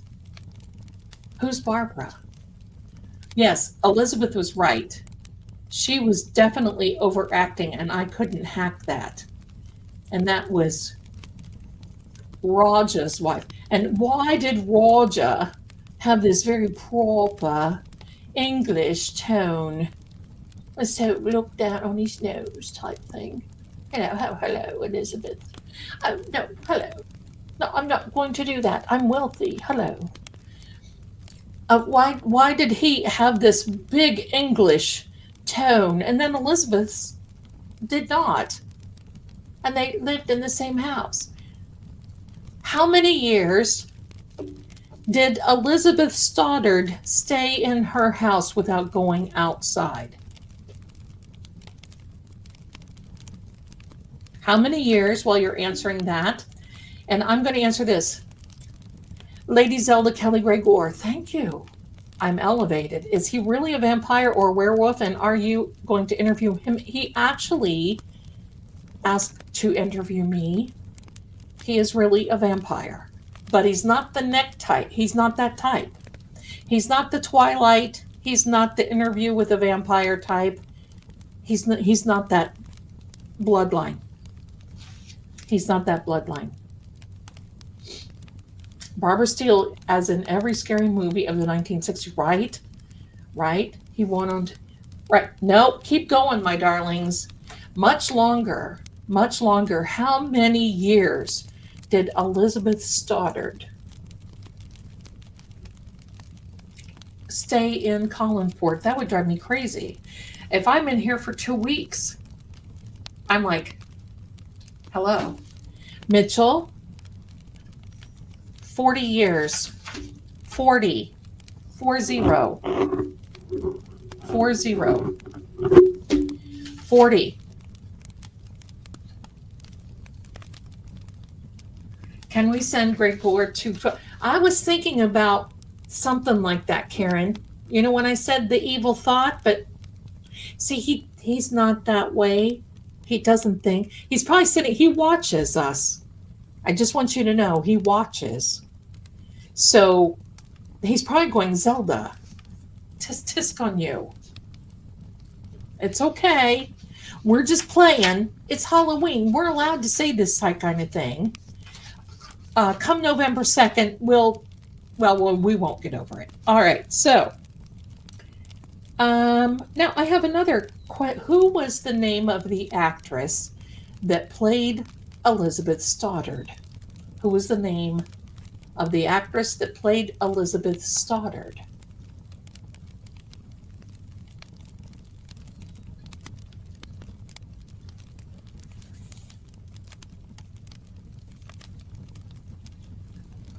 The actress that played Elizabeth Stoddard. There's Carol.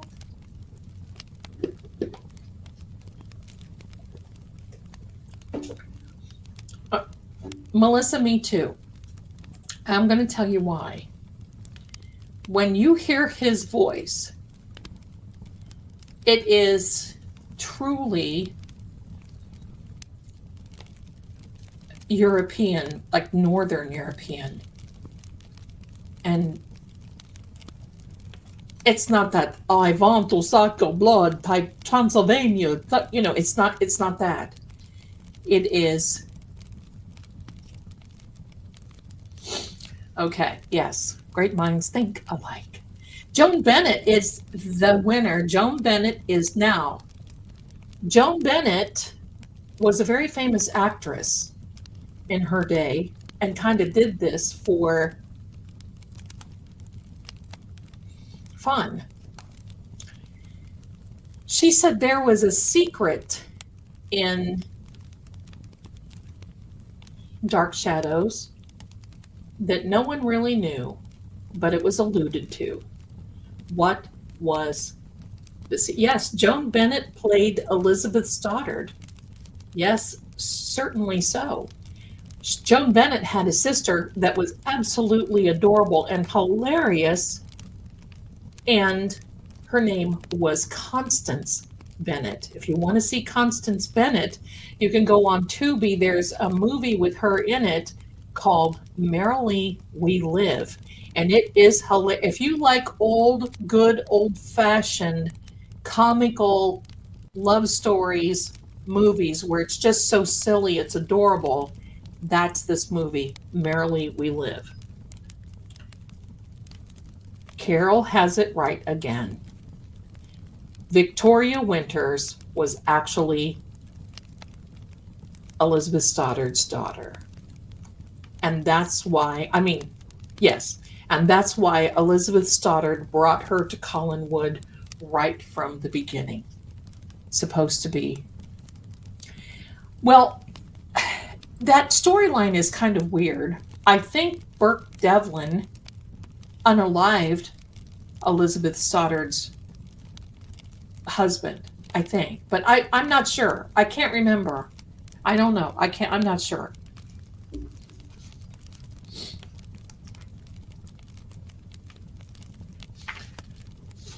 Let's see. What else? What else can I?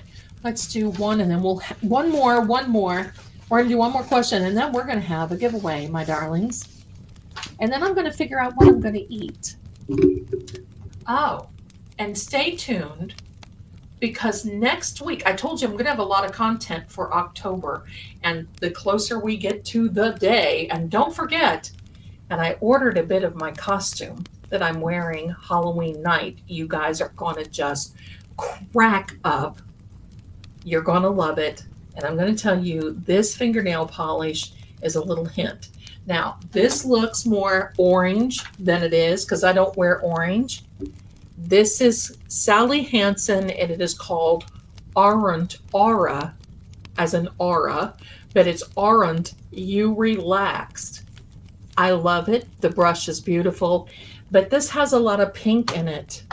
And see, this is why I'm not wearing my red lipstick, because if I wore red lipstick and orange polish, both my mother and grandmother would be on rotisseries in their grave, because you do not do that. You can guess the costume if you want. You can guess it. I'm not going to tell you what it is, but you guys are just going to love it. Now, next week, I am also filming a little something for all of you. Oh, I love that too. I'm not really a waitress. I love that from OPI. I love that. Not Elvira, I can tell you that. I would love that though. Thank you so much. This is, I don't know what this is, another mixture or something to try to get it more of a pinky coral that would not clash and go crazy. Not Cruella. I don't think you're going to guess it. You'll know it. The moment that we start Friday night, you'll know it. I will have a part of my costume. And it's not really a costume. They're like props. I can say that. But this next week, late next week, because I've got a lot of lives that I'm doing next week and so forth, I will start filming a video for y'all, that is called A Meal Fit for Ichabod Crane. And I will be cooking and making these beautiful dishes, and you will see that. I'm going to put that in a video, and I will make the recipes available to you. And that is going to be the feast for my son and I for Halloween. There's all kinds of little stuff, but it is a feast for Ichabod Crane. And listen, Zelda cooks one way or another. Hey, ask anybody. Zelda cooks one way or another. So let's get a couple more questions in, and then I want to have this beautiful, beautiful partridge. No partridges. Chicken. I'm going to tell you, I don't trust the meat that we're getting these days. I buy chopped meat, minced meat. I don't eat pork, so I don't buy it. But if I get, it all seems like it just immediately, the moment that I put it in the refrigerator, my refrigerator's fine, but I can't have it more than 1 or 2 days in the refrigerator, and it just, nothing. It spoils quickly, so I have to take it out. And these are all, I want you to think of New England. I want you to think of England. I want you to think of the Shire, Lord of the Rings kind of thing. Maybe some porridges. Lots of goodies. You guys are going to love it. But just know, I'm not a foodie this is my thing. So what you see is what you're going to get. When I film it, you're going to see me cooking, nails and all. No blood pudding for Zoe. Nails and all. And you're going to see. And we'll put it together. You'll see the end result. It'll be fantastically beautiful. You'll see it. And think of my son as Ichabod, because he's going to be eating it. So I told him that today. Thank you. And I'm not calling him Ick for short. We're not going to get fresh now. Let's do a couple more questions. I have 65 questions here. 65. But I'm glad, because we can pick and choose. I'm a fantastic cook, but I've needed a little inspiration. I've got an extremely small kitchen. Extremely small kitchen. So it's good for everybody that has a small kitchen, a big kitchen, I just have no storage in the kitchen. So I have a lot of workarounds. So there we go. All right. Then chicken, not right now. This is not tarot. We are doing a Dark Shadows trivia. This is the last question. What is the last question? Then we're going to have a giveaway. Let's see.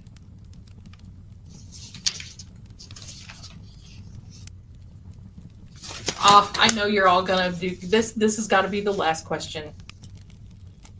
Who played Barnabas Collins, the vampire, in the original series from start to finish? What was his name? Who played Barnabas Collins?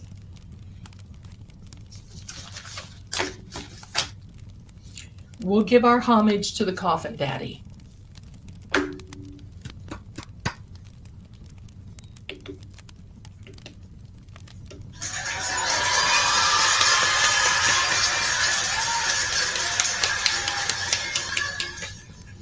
Jonathan Frid. And on YouTube and on Prime, there's a lot of there's a lot of documentaries on Jonathan Frid, and talk about interesting, extremely interesting. So if you ever get a chance to watch one of those, you'll love it. Now, my darlings, let's get ready and have this. I'm going to put these questions over here to the side. Let's get ready. And we're going to have Brian McAlbert. Well, we could come up with some jokes now, can't we, my friends? You guys, we're right. We're in this together. We're in this together. Listen, I'm going to be here. We're in this together. Listen, here's the message for those people. I will be here until I see you perp walked. That's my goal. I want to see you perp walked. I want to see the headlines. I'm going to give you a little something here before we have our I can't find it right off, but y'all know what I'm talking about. Right after Karen's trial, and they had the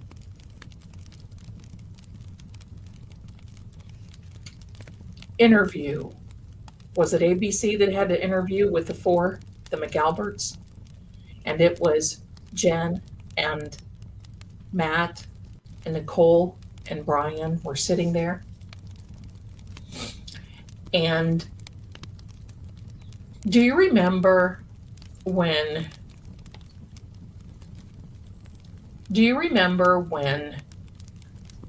Brian Albert said, how could that be? And Chris, that's right. And Chris, I knew I forgot one. And Chris Albert, thank you. Do you remember when Brian Albert said, oh, well, how could this be? Because if this was something that, we would have to have 30 and 40 people in on it. I want you to know something about that. You can always tell a conspirator by the way they point out conspiracy. In my opinion, supposedly, allegedly. Just remember, you can always pick out a conspirator by the way they point out conspiracy. Because they want to answer the question that they know you're going to ask. And here's my response to that. No, you don't need 30 people. You only need 2. And all of you were in the same room at the same time. Because here's what happened. Just like in Charlie Kirk, just like in John O'Keefe, just like in the rest of them, we are given a narrative that we are supposed to think. that we are supposed to believe, and some do. I've been having people come into my comments on some of these videos that I've just been doing of lately of Karen and Aiden. And they say, how do you know? You don't have any proof. Karen did it, and this is their philosophy. Karen had to do it because we don't have any proof that John went in the house and that he was beat up. So she had to do it. Are not critical thinkers. I want you to know that it doesn't take 30 people. It only takes 2. And just remember, you saw the majority in that room. 1 was missing. Why? Because when you have a narrative, when you have a story and you tell it, they expect other people to believe it. As in the police, the investigators, Agent Oobligada.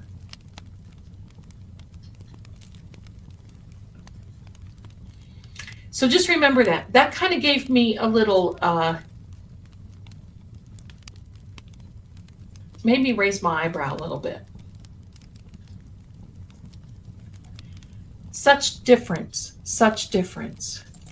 Okay, I think I got all of your live chats and everything there. Okay. Now, let me do this.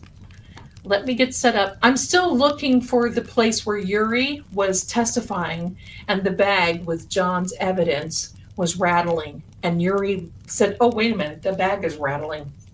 The evidence bag is rattling. No one has to convince me that John's energy, not soul, energy was in that courtroom. And his energy will still be around because this is not completed. The same with Charlie Kirk. Energy, souls are gone. Energy is here. Oh, that's right, ADHD. But he's a Boston cop. What do you expect me to do? Run outside? Yes. Yes. But now we have to pray a lot for Karen and a lot for Aiden. Because believe me,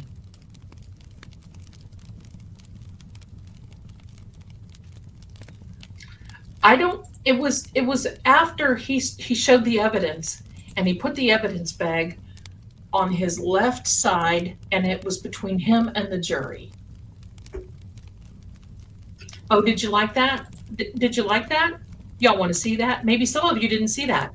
Let's show that. I mean, it's Halloween after all. Let me get that and I'll show it. I'll be glad to show it to you. I got a couple of them. Here's one. Y'all haven't seen this one. This one's pretty dark.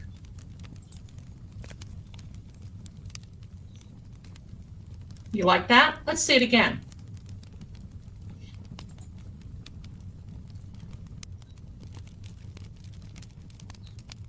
Yeah, that's what she's got to look forward to. How about another one?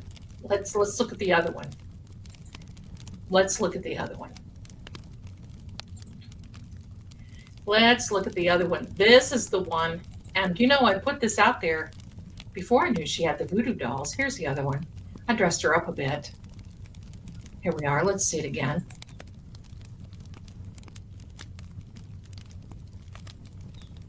Yeah. Yeah.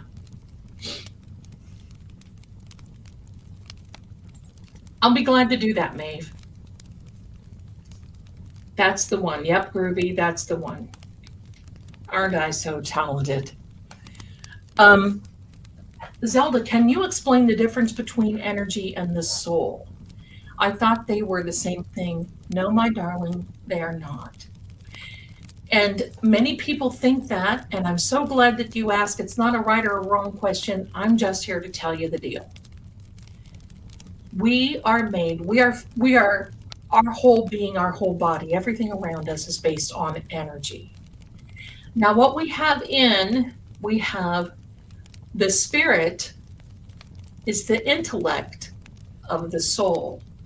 When we pass away, the silver cord breaks according to the word, and your soul, and that's why this body just seems immediately lifeless, because the soul, the spirit, moves on. The spirit is the intellect of the soul. Remember that. It's like the brain. The spirit is what thinks for your soul. Like our brain thinks for our body, the spirit thinks for the soul. Energy cannot be created, destroyed. It just moves on. It's based on frequency and vibration. It's based on the energy can keep on looping. Think of it as a photograph of what's left behind, unfinished business. That's when we have the spirit box, because I don't call people's souls back, and I won't. It's necromancy, and it's against the word, and I won't do it. It's no good. But the energy, not only with people, but places and things, can remain. I can read the energy off of an item. That's called a psychometry in some respects. But you can read the energy because we have a different energy, just like a different DNA. We have our own energy, just our own energy. Like we have our own telephone number, we have our own energy. That's how it works. And this energy it cannot be moved on because there's not a resolve. It's not been resolved. There's no resolution. It's not been handled yet. Just like a lot of paranormal groups, they go into places and they keep stirring the pot, when you should release that energy and let it just move on and take another form, because it will. So that's why that happens to be like that. John's energy will be here. His energy was in the courtroom because it was attached to the evidence bag. His energy was in the courtroom because it was attached to all these things. And believe me, there's some workings and doings up there, because the one thing they don't want to be is haunted. And I can almost tell you that they are. So that's why. Now, when we use a spirit box, the spirit box is based on the binary system. Ones and zeros, that's it. When a voice, a name, or that type of energy comes through, it filters through the vibration, the mechanics of the vibration, and forms a word. And this first time, just like with Tuesday night, you are going to see the energy of Charlie Kirk be a little, it's not going to, like John now, John's energy is very comfortable coming in with us. At first, you're going to see, until that energy gets used to how to manufacture words, instances, because that energy is like a memory. It's like a memory. It will be able to then, the energy will be able to form words, all kinds of different things, okay?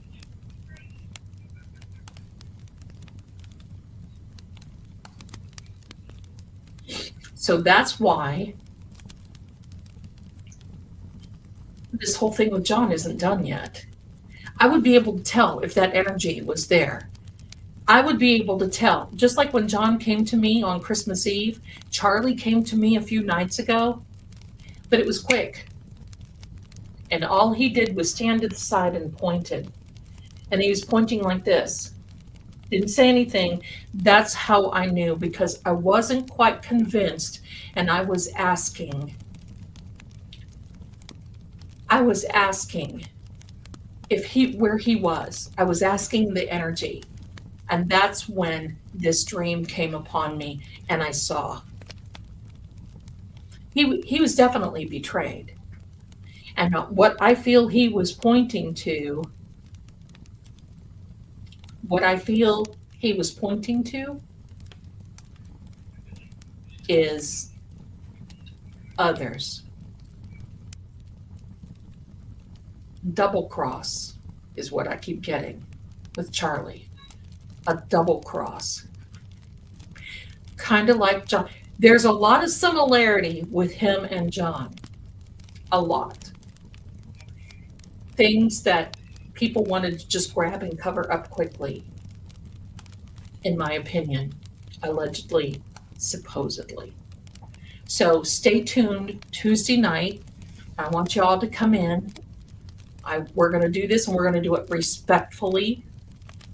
And we're not going to talk about other nations, politicals. We're not going to be talking about any of those things.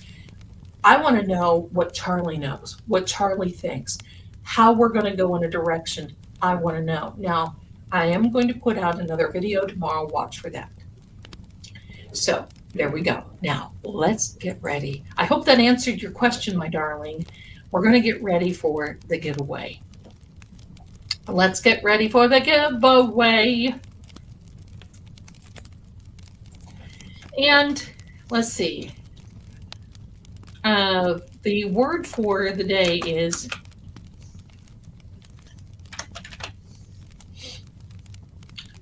let me get you. Thank you, Valerie. I'm so glad you're here, my darling. Groovy, Cheryl, you're absolutely right. And I'm going to be talking about that on Tuesday. And if you're following any of my readings, I'm probably going to talk about it in the next one because of something that I did see with Charlie. So we'll see. We'll see. All right. So now let me share my screen. Here is the giveaway tool.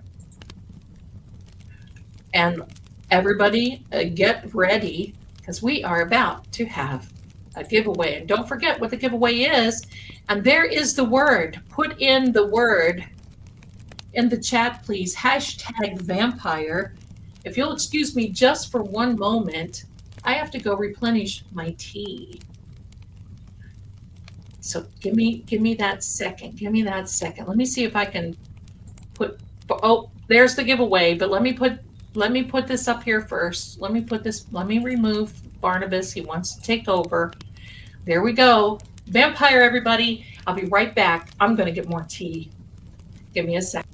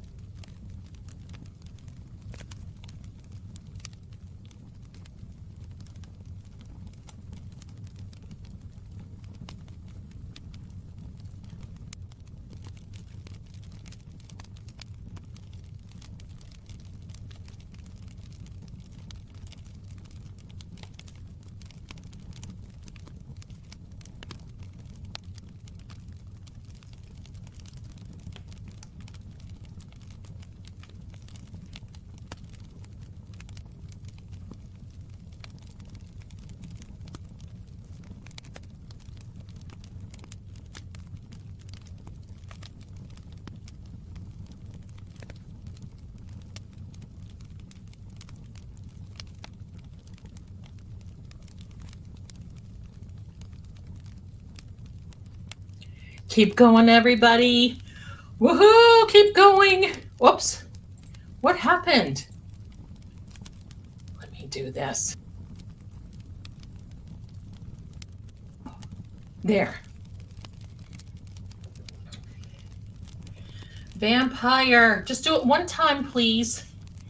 One time.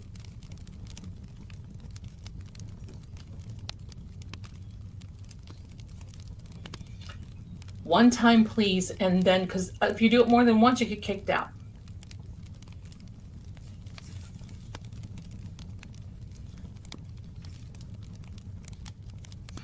Oh, another thing for Ichabod's meal is my own personal yummy banana pudding. You you may or may not have banana pudding like this, but it is so yummy. Gotta have banana pudding.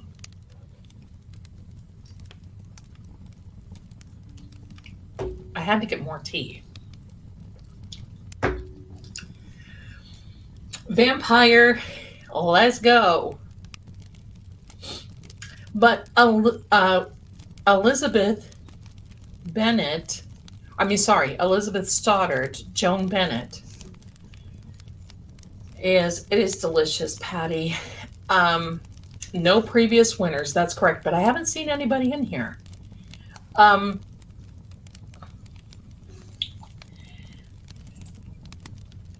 What's everybody saying? Do we need to have another Coffin Daddy meeting? This was so much fun. I was hoping that you guys thought, I was hoping you weren't bored. I was hoping that you weren't bored. If you want a round two, and if you've already voted, if you want another round two of Coffin Daddy, put a number 1 in the chat. Put another one. We'll have another Dark Shadows trivia. But I've got more trivia that we can do. So if you like trivia, I like it too. We'll do more trivia. Okay, good. Good. Oh, good. I was hoping that you guys weren't bored. That's wonderful. Okay, we'll do another night. We'll do another trivia night. Do you want to still do Dark Shadows, or do you want a Frankenstein or a vampire or a werewolf? Or what would you like? I mean, trivia, yes. Spooky trivia too. So, oh my goodness.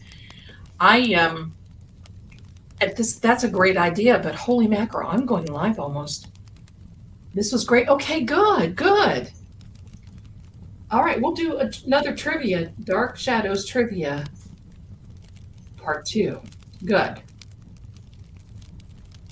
Now, while you are all voting, I gotta show you something.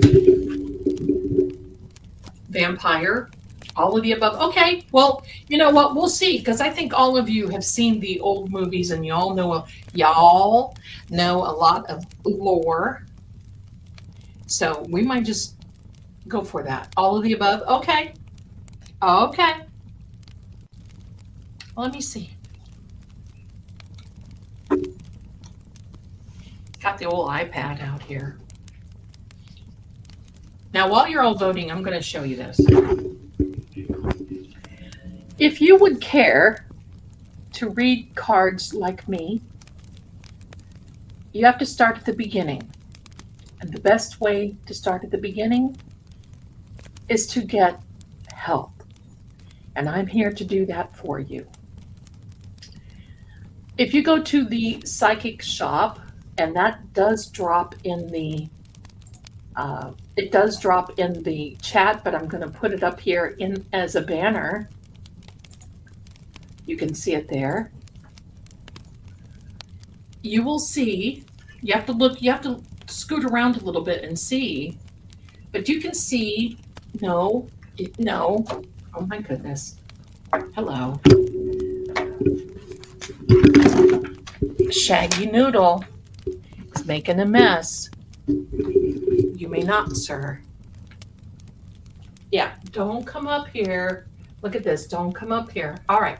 So you may go to the psychic shop and you can download one of 3 books or all 3. They're there and they're available. And what you can download them to, I have these on my Kindle. On my iPad is what I meant to say. Here is my guide to Cartomancy. And this is so convenient, other than this cat rubbing me. This is so convenient because what you can do, please stop, buddy. what you can do, here we go, is if you have a question about what the meanings are or different things, you can just scroll on up. Just scroll through. Entries are, I think the internets are slow. Entries are slow. God is first. ADHD, God comes first. There's no balance. He comes first. He's definitely first. And then, oh, let me go back here. Hello. And then if I want to look in the tarot guide, I made these. I wrote these, the tarot guide, the Cartomancy. I can flip on over here to the tarot guide. Now here's another thing. Please, Shaggy. Boy, he's a puppy. And then, hold on. Here is my guide to the hidden deck. If you want to read the hidden deck and all the meanings and tell you how to, so all of that is available in the Psychic Shop. You can be, if you want to download those, you can be, sir, pardon me, say goodbye. You can download those and be reading cards tonight. So I just wanted to let you know that. Now, if you're getting a video reading with me, just know that the growth with True Oracle and here, and you guys are so wonderful, that I am behind a little bit. And so try to be patient. I know the website says 72 hours, but if you can just be patient with me, please. That would be great. No, Turtle Boy, I don't know about anything about Turtle Boy. I'm sorry. So yeah, that's a struggle.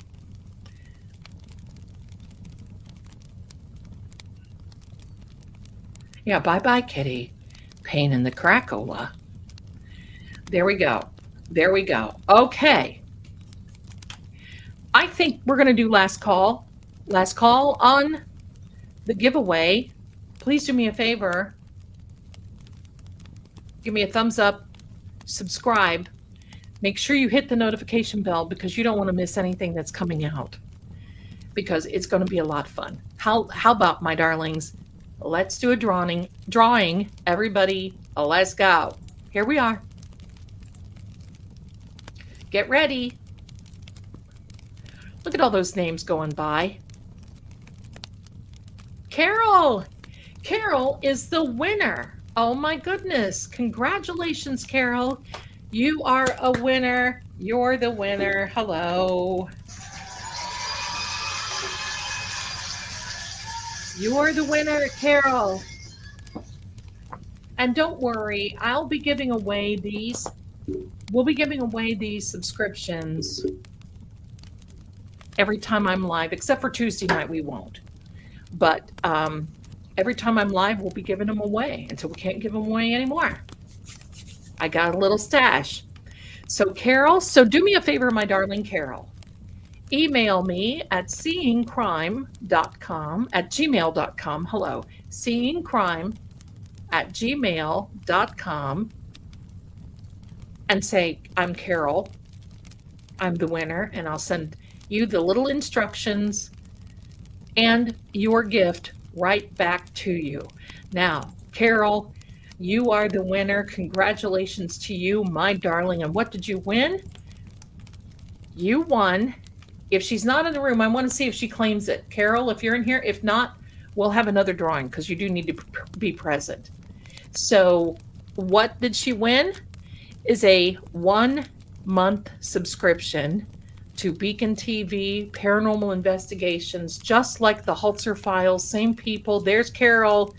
Yay, Carol. Email me, my darling. There you go. There you go. So just email me.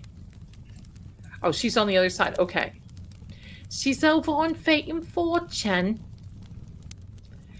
So I want to thank you all for being here. This is so much fun. I just love it. I just love it. You guys made my night. We'll have another trivia night. How's that? We will definitely have another trivia night. And I'll keep you posted. I'm so glad you guys liked this. I was a little concerned because I thought you were bored. I thought you were bored, but we'll have more because this is fun. ADHD, that's a great question. I no, I don't talk to any of them. They're gone. Their energy, there's no reason to call their energy back. Believe me, they're happy on that side and doing what they're supposed to be. They got done with this, and I'm glad. They need to be going on and celebrating their life, which one day I will be doing too, and the rest of us.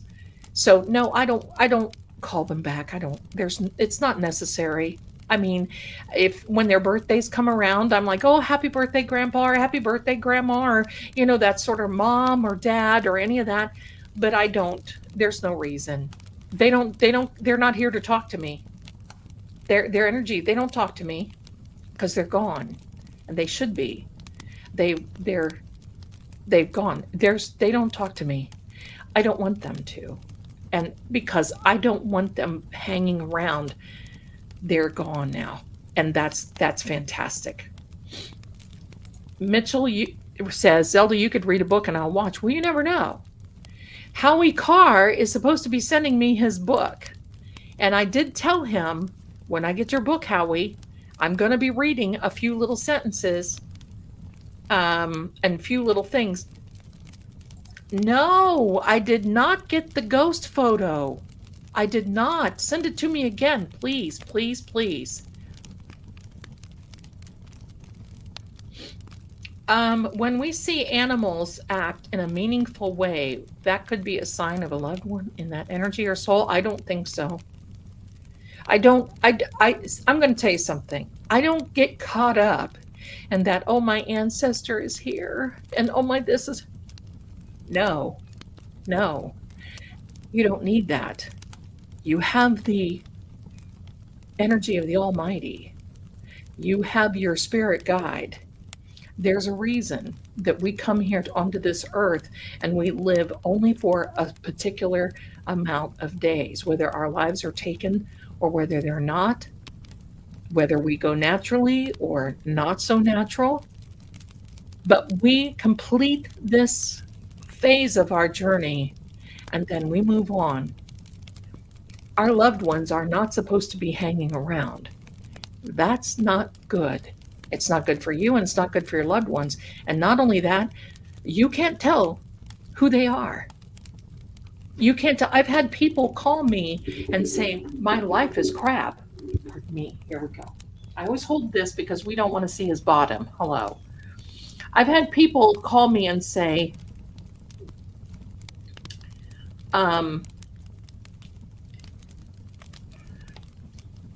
I talked to my dad and he's here. Yeah, but my life is just going crazy. When did this start? Well, when my dad came in. Well, what did your dad say? Well, my dad's trying to guide me and direct me and talk to me and everything. How often do you talk to your dad? Oh gosh, all day. He talks to me, he leaves me things. That's not your dad. That's not your dad. If your surroundings, if your energy, if things start going haywire and you think you're talking to a loved one, you're not. You're not. And it's because you can't tell if they are. Why? Because just like on Earth, there's really no such thing as good people or bad people. Okay? Because a lot of times those lines will cross. Sometimes. Some are more bad, some are more good. That's the only thing that we can count on. But just like here on Earth, we have those bad people that would do anything to step into our lives, to harm us. It's the same on the paranormal spiritual side. Okay, my darling, I'll look for it. I'll look for it. It's the same thing on the spiritual side. There are lower astral entities that are waiting to come in, that have never been human born, that are mimics, that will sound like our loved ones. I've had a mimic for years try to come in and sound like my son. And when my son didn't live with me, I would hear my son's voice in the hall going, "Hey, Mom." And I certainly as heck did not take it as my son, "Oh, he's thinking of you." No, that is a mimic and you need to get rid of them. And it may be a comfort in some ways. There could be some type of something that God allows that to happen, but not all the time. And you better be careful, because the more you invite that in, it can really be misleading. And many times people think, "Oh boy, my loved one is still here." They better not be. Your loved one needs to, pardon me, your loved one needs to move on for their soul's sake. Not for yours, for your soul's sake. I'm going to tell you something, okay? I believe in the Word of God. And the Word of God tells us that the moment that the silver cord breaks, we immediately go back to our Creator. That's what I believe. The energy remains. There's no confusion. There's no lost souls. There's nobody. I'm going to tell you something. I see some of these paranormal investigators go into a place. "Oh, do you need me to help you pray your soul over on the other side?" Stop it. Stop. That is so blasphemous. It's not funny. The Lord our God Father has more power than anything in the whole world. He knows what souls are out there. He knows. And there's no such thing. And if anybody thinks that they've got that power over our Father, "Oh, let me pray your soul back to," it just went back to the light. Stop it. That's just nonsense. Stop. Stop. It's blasphemy. Stop. If you want your life to go right, you need to wake up a little. And you need to put God at the head of your life, at the helm. And don't get sucked in. I remember back in the 80s, somebody wrote a book about angels, how to worship your angel.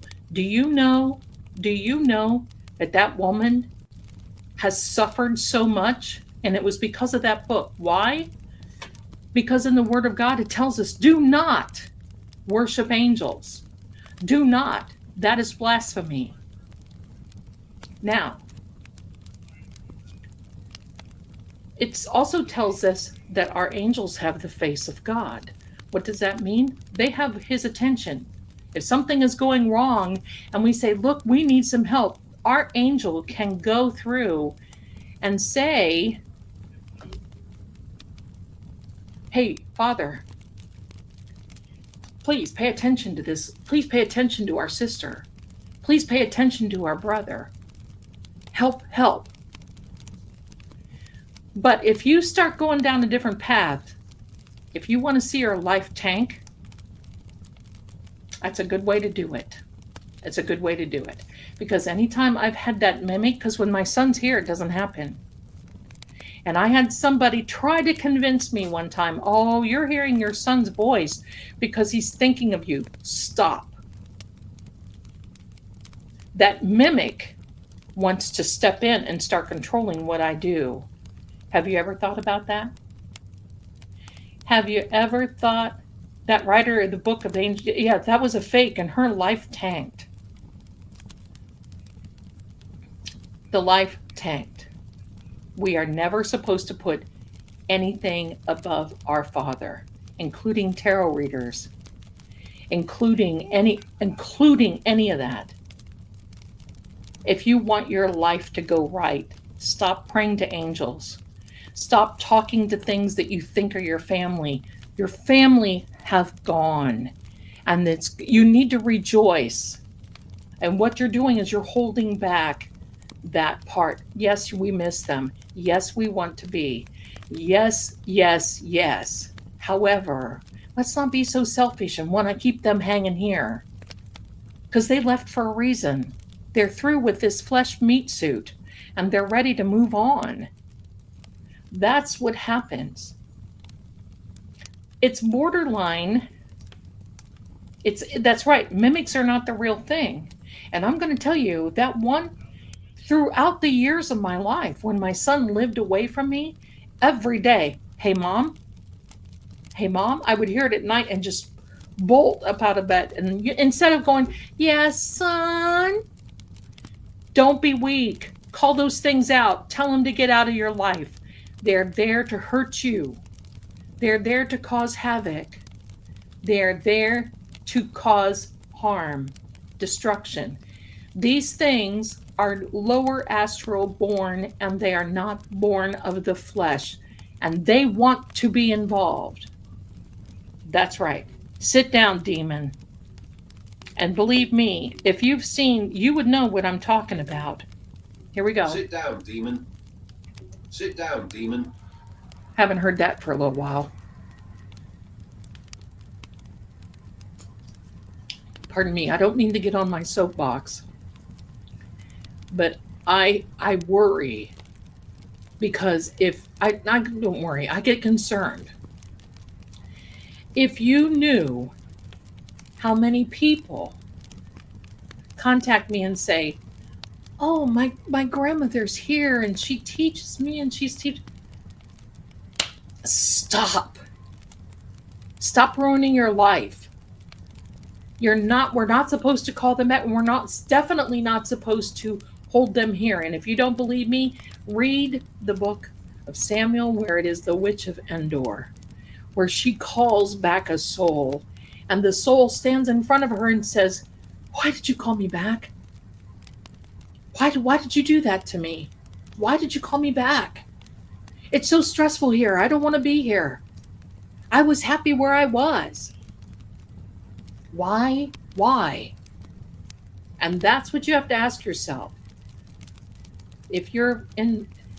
When our mindset changes the moment we leave, we're no longer of this world. So when we leave, our families are not worried and concerned of us because they know instinctively we're going to be okay. And we're going to be reunited with them one day. Yep. I'm going to say this, and then I'm going to answer a question of Lori. Do you remember in Practical Magic where Sandra Bullock's character's husband is unalived? They had a beautiful marriage, 2 beautiful little children, and they had this grimoire, this tome, this book. And she went to get the book and she put it in front of them and said, bring him back. Do it now.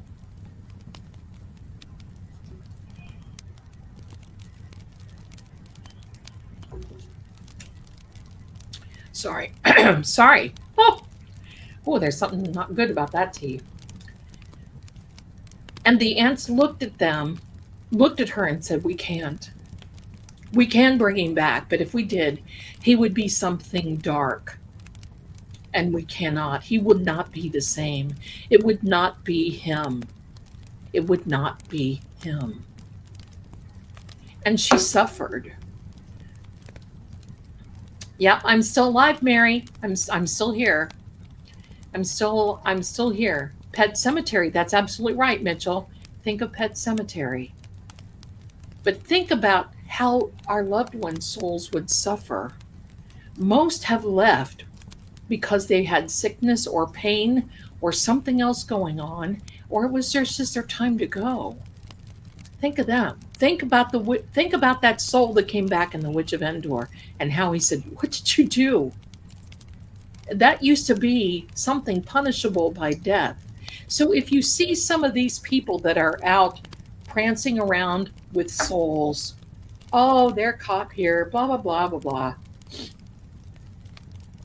They're blah, blah.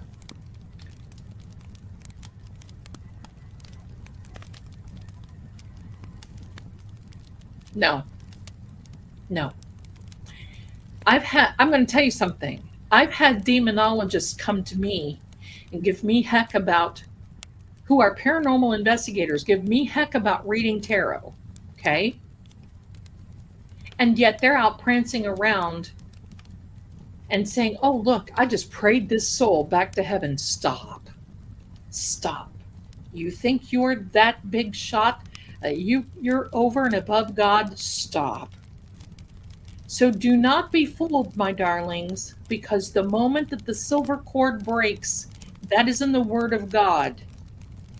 The moment that silver cord breaks, you go back to our Creator. And don't buy the crap where somebody sold their soul to the devil. That's part of the lie that the devil tells us. Because you can't sell something that you don't own. You don't own your soul. The Creator, God Himself, owns it. That's just another lie that the devil tells to get you to do his bidding and to do what he wants, and he's going to let you down to begin with. Think about that. Think about the devil prowls around to steal and destroy. I also want you to think about a little bit of food to think about. There's going to be two antichrists. But in the book, in the Greek, in the Chaldee, the original word is not anti. The word is instead of. If you study the manuscripts, and you know in the word it says to study to show yourself approved. If you study the manuscripts, you're going to see, you're going to see where it says instead of. Antichrist means that he's against. We already know the devil's against God. But what about instead of? What a way to fool the masses. What a way to get people to follow the dark side, the devil himself. Wouldn't that be something? You will see in the word that it says that the Christ coming down from the heaven on a white horse has toxon on its bow, like bow and arrow. My darlings, toxon in the Greek is toxic. Think about in the word, in the book of Revelation, it says, there's a great war in heaven between Michael and the Antichrist, who has been held. He's held. It's his dominions down here that is doing all his hellish work. You ever hear, get thee behind me, Satan? Well, he sure did. That was a command from Christ. But there's a great war in heaven between Michael and the devil himself, and the devil will be kicked out. And he comes to earth. Where is he going to land? In Israel. And everybody, he's going to fool everybody. Because that's just petty how the devil is. And he's going to pretend like he's the Antichrist. But there is no 7 years of tribulation. Because in the word, in the Gospels, it says, because of the elect, it is been cut from 7 years to 3.5 months. Or 5.5 months, sorry. It's because it's going to be so intense. So I just know he's not in the White House to stop it. It's not that. It's the devil. It's the devil. It's not, he's not taking, the devil will be taking a human form, and it's not anybody here on earth yet. I remember back in the day where they kept saying Henry Kissinger is the Antichrist. They kept doing all this numerology. Stop. Read the word. If you want to know who it is, read the word of God. It tells us. Hello, my darlings. Hello, hello.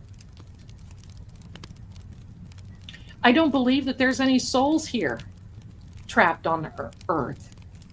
There's nobody that's stuck. Have you ever heard of any? I've never seen a near-death experience where they said, well, you know, I saw this bright light, but I was stuck.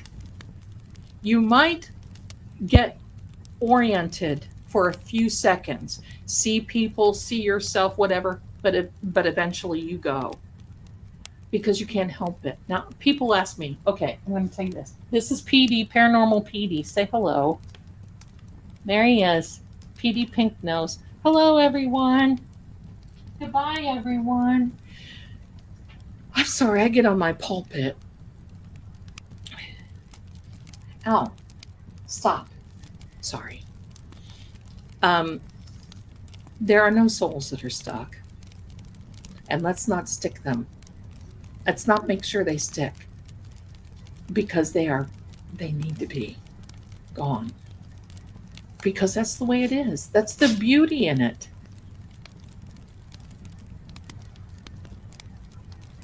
No, I'm sorry. That's not correct. I'm sorry. You have to read the word. The Antichrist will come down when there is a war in heaven, and Michael and the devil, and Michael kicks the devil out of heaven. Yes, he is being kicked out. He will be kicked out. And when he does, he's going to come in a big flash and pretend he is Christ. That's why it says, talks on. I do read the word. I study it and I teach it. Absolutely, I do read the word. And when we leave here, we don't go immediately to heaven or hell. We have to go through a judgment. So we go through what's called paradise. We go through the gulf. Read about it. Luke chapter 16. The good go here, the bad go here, until the great white throne of judgment. Yes, no, I don't read it with tarot cards, my darling. God is love. No, I put God first. Don't start anything. Don't start anything. Well, EVPs will say they're stuck because we're talking to energy. So if the energy of a situation, a person, a place is stuck, it'll say that it's stuck. That's it.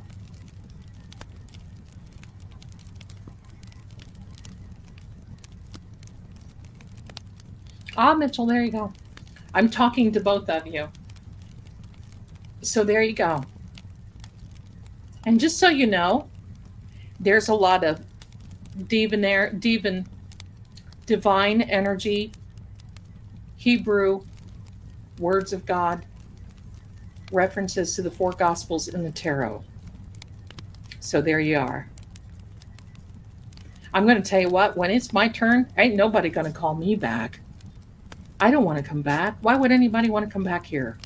Stop. My son won't need me. Nobody will need me. I'm needed elsewhere. I'll be gone. I'll be gone.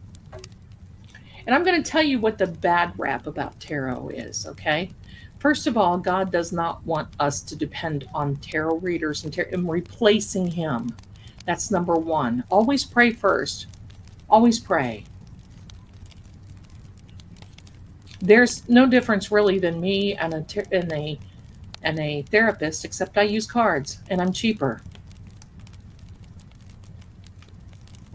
But the other thing, back in the day, I think about this, a lot of witchery that's talked about in the Bible were drug dealers. Pharmaceutical,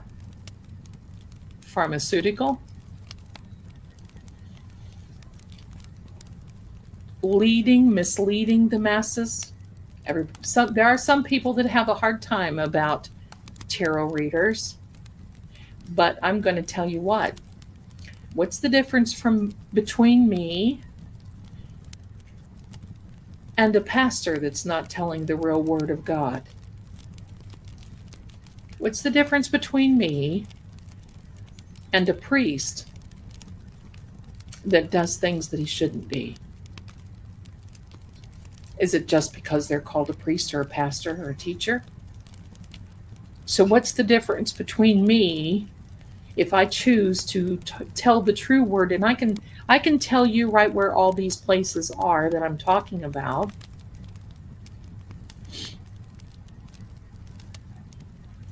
So just so you know, my darling, People do have a big misconception. And I'm going to tell you what, I don't see that I have ever misled anyone. Anything that takes your time away from God, that's right, Karen. I don't believe I've ever misled anyone. And there are many that have pretended to have. Listen, I'm not so gifted. I have common sense in a lot of things. You're not going to see me woo woo. Oh, somebody asked me about spirit guides. I do believe that we have spiritual beings as guides. But you know the unfortunate part of it? There are so many that talk about these things. It sells books, just like soul, your soulmates, and I have a very hard time. I have an extreme hard time with these woo-woo people out here selling books talking about soulmates and what every soul is a mate, my darlings. You just got to find the one that goes with you. That's it. And that puts us on frequency and vibration stuff. That's, whatever. So sorry, I don't mean to get into that. Thanks, Lloyd, for that, because I thank you very much. What's the difference between a prophetic word spoken in church building and a tarot reader? Well, I'm going to tell you something. Some tarot readers will mislead. And I'm going to tell you this. Something that have I a long time ago, but I worry about teaching the correct. I worry about teaching the correct word of God. I don't want to be. I'm not that person. And if I can just give you little drips and drabbles and stuff to be here, that's exactly what I want to do. That's discernment is key. That's right. My detective. Look at Detective 1111, and she darling, and look at that. I love it. Hi there. Thank you. Thank you. Oh, thank you, my darling. Thank you. Did you? Let me see. I'm not getting any notifications. Hello. Oh, you did. Thank you. Thank you, my darling, for your generosity. Thank you. Thank you. No one can serve two masters. That's absolutely correct. And I'm going to tell you this. If God told me tonight, look, Zelda, stop with the tarot. I've got another direction, then I would.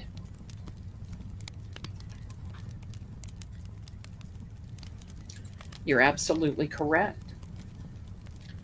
Let me ask you this. Have you cheated on your taxes? Have you had an affair?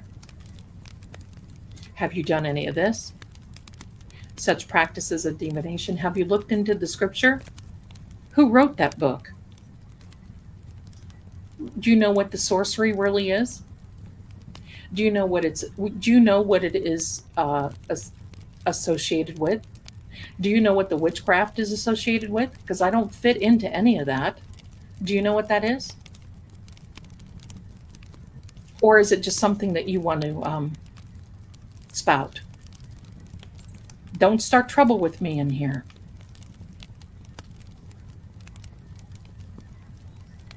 Because I'm here to teach. And if you ever read about the book of John, it says, you know what, you can do some things, but when you bring someone in, then sometimes God overlooks our sins. Not one of us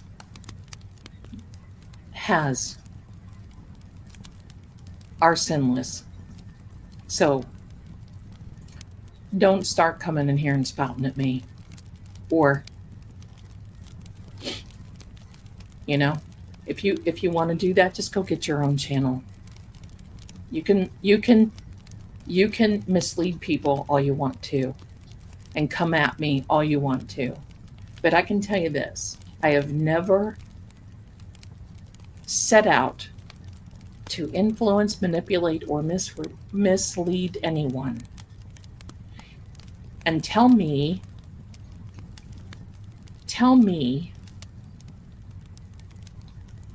where my readings go against what the Word of God says.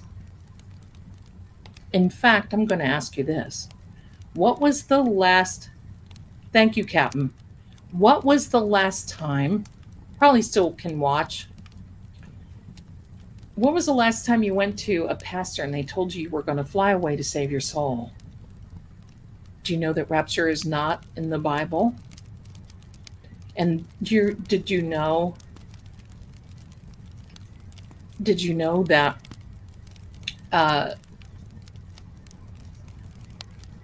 Paul talks about this? Look, want to just tell you, don't be misled. I do believe in fate to a certain degree. I do believe in fate to a certain degree. Thank you, Judy T. Thank you, my darling. See, I get off on that. I'm sorry.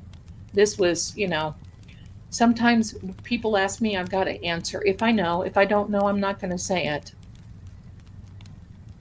But we are to study the Bible chapter by chapter, verse by verse. Personally, I like the King James. But do you know that there are a lot of Captain Jerry whacked the troll with his, I guess he knows who has divination and sorcery powers now. Thank you. That's right. We all have to appear in front of the Father. That's right. There's those who like to spout the word, and there are those who like to live by the word. Watch and love. Thank you, my darling Barefoot. And is that Arkansas? My goodness. Thank you. Oh, I'm so glad you're here. The great one. Okay. I was concerned by tarot reader whom was looking at whether demons came first or mental. Oh, see? Causes some mental health disorders. I would like your opinion. That is so tough because that is one of my areas of study.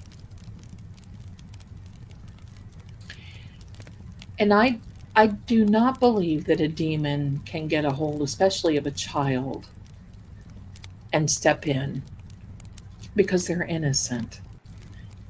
But as far as sometimes mental health, it just depends. But God is a very gracious and understanding God. Unless a demon is invited in, I don't believe a demon is mental health. I just think that's not good. I just don't think that's good. I'm gonna tell you something. I watch tarot readers. I have a couple of my favorites. Something, Lloyd? I have to agree with you. To a certain extent, I like to know the birthday because I like the characteristics, and sometimes the characteristics of us. But as far as for divination, I have questions because when you think about this, we are a part of our parents. Just like my son is a Capricorn. I'm a Pisces. His dad is an Aries. A Capricorn is a combination of the two. So if I'm doing, I never really got into Capricorn into astrology because it's such an exact science. If I were to do that, it would be some type of Vedic.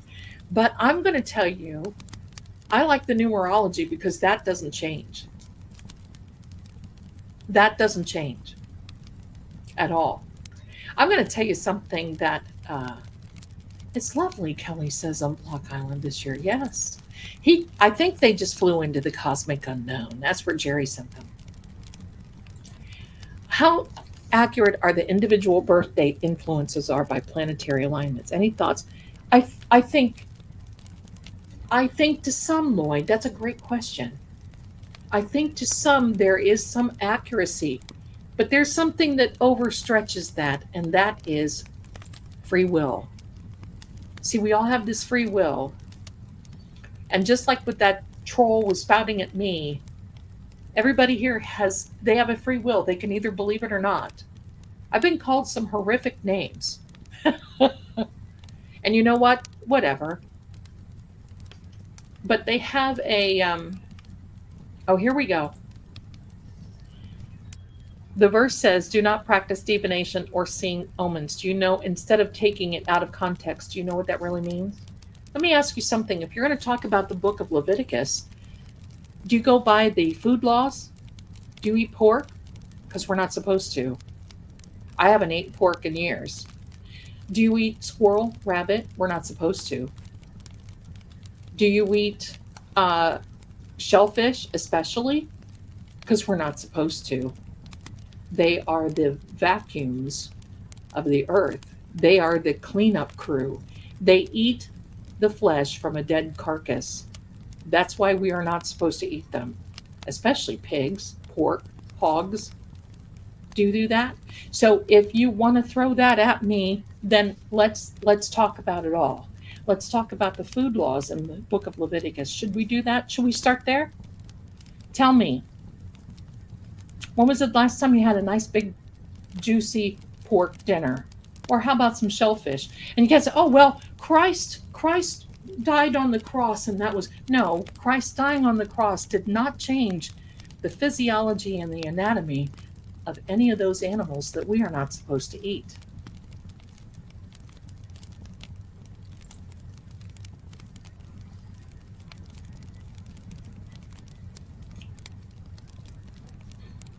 So there you are.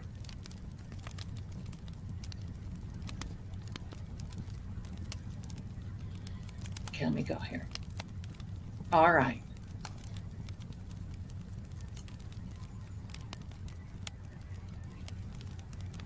Thank you, Lenore. I'm so glad that you're here. And I don't mean to be tough, but I think that if we're gonna look at one thing, then we got to look at all, right? Because we just can't pick and choose what feels good to us and what doesn't feel good to us.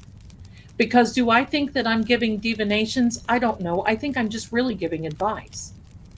Because I'm not here to say, oh, woo woo. I'm not a woo woo. I'm not one of that. I'm going to tell you something. I'm going to tell you this.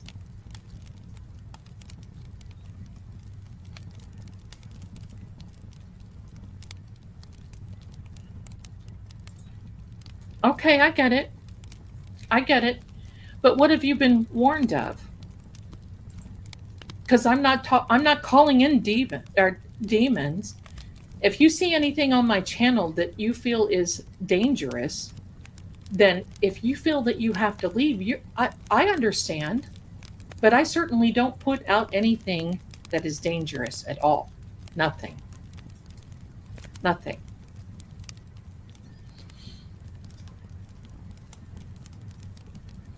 I agree, Lloyd. I agree. And me being a Pisces, I know that it does have a big influence. But I also know that free will has a big, and free will can get you in trouble over a lot of things. There you go.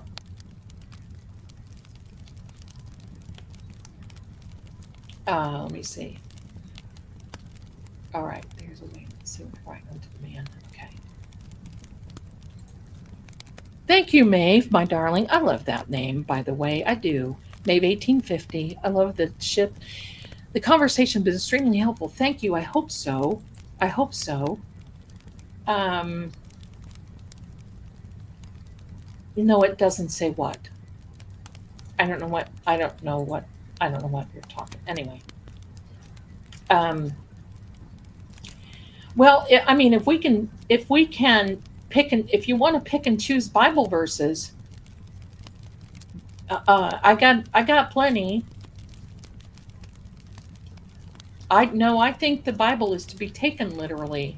We have to, because I think it was interpreted in several different languages, but I think if you read it chapter by chapter, verse by verse, it comes a little easier to interpret. Eating shellfish and all that is not a hell thing. It's a health thing.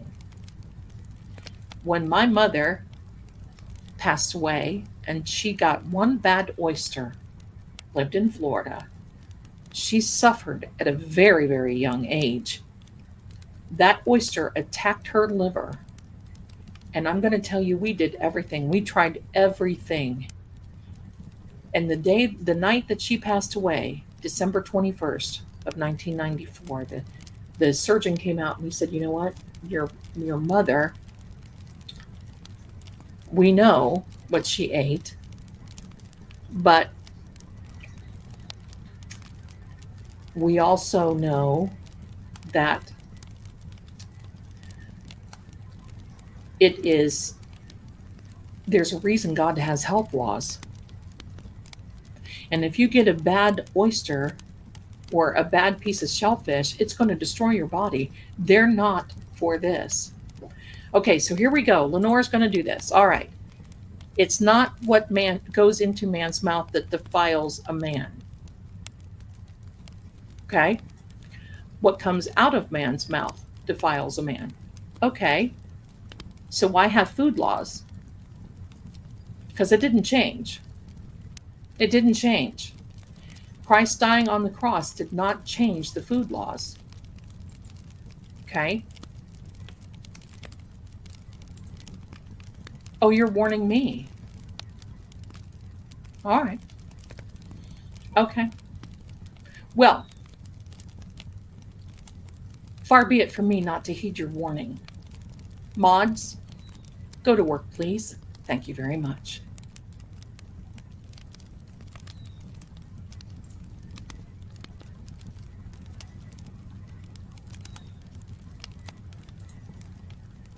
Boy, this Lenore, are you pushing the envelope? Are you? What about you? Judge ye not, lest ye be judged, perhaps?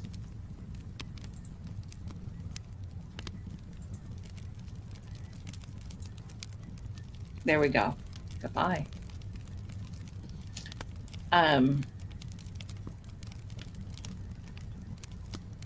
Yeah, she's gone. Gone. Banned. Gone. Somebody wants to come in here and be ugly. Okay. I hope she feels empowered. I hope they feel empowered. Anyway, Lenore's already gone. Gotcha. Thank you. Thank you. Thank you. I believe that you've got to do what you feel is best between you and the Father. That's what I feel. I can't help it. But here's the thing. You see, that goes to show that nobody, you don't take the time to know me. Oh, well. Make sure that she's blocked on both channels if you see her on both channels.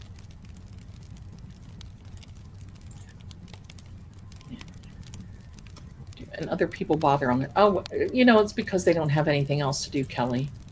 I don't believe we are supposed to take the bot. Oh, whoa, careful. Often can seem to defy itself. Careful. After all, it was written by men. Careful.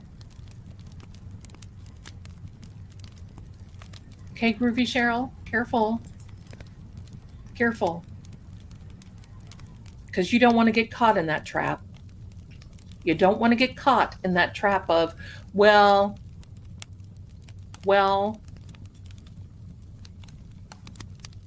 it was interpreted. It was actually written in several different languages. But let's think about this. I know of many Bible publishers right now that actually will change the Word of God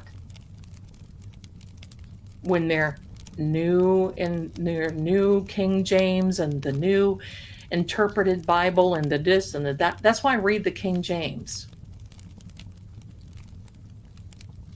Right?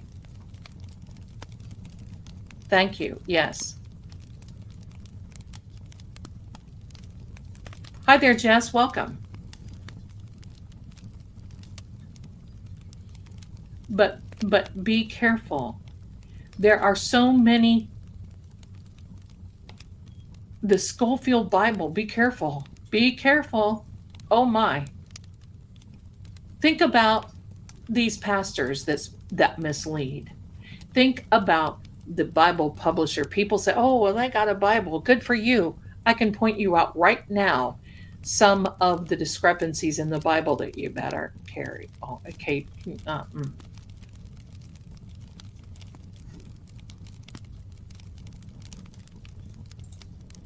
Oh, my darling. All right, wait, I shouldn't eat clam chowder? Listen, sometimes I make a little, it's not a health thing, it's a health thing.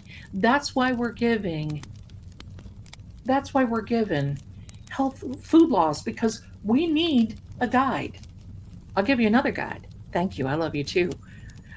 Listen, I know it doesn't mean if you eat pork or shellfish that you're going to go to hell. But I'm 65 years old. I'm not on any medication whatsoever. I take a ibuprofen every now and then. That's it. I don't have high blood pressure.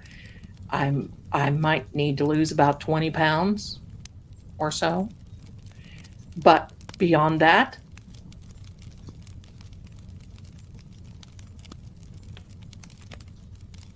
I believe in the Holy Spirit. Absolutely. I don't believe in the Holy Ghost because God's not a ghost. I believe in the Holy Spirit. All right, let me see. Thank you very much. That is absolutely correct. And you know why they keep revising it? Because sometimes people can't handle the truth. Lloyd, I love that. Christ spoke in Aramaic, mostly. Yes, Greek, Aramaic, the Chaldee. It was only interpreted into English by King James. And then if you look at the original King James Bible, in 1610, the original King, in the first page it says, look, we've done our best. He got interpreters from everywhere, but it says,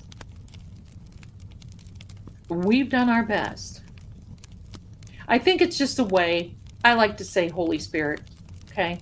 That's just my preference. But King James pretty much says, thank you, Binge and Crimes and Not, there you go.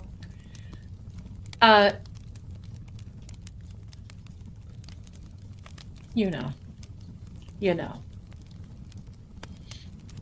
Let me see here.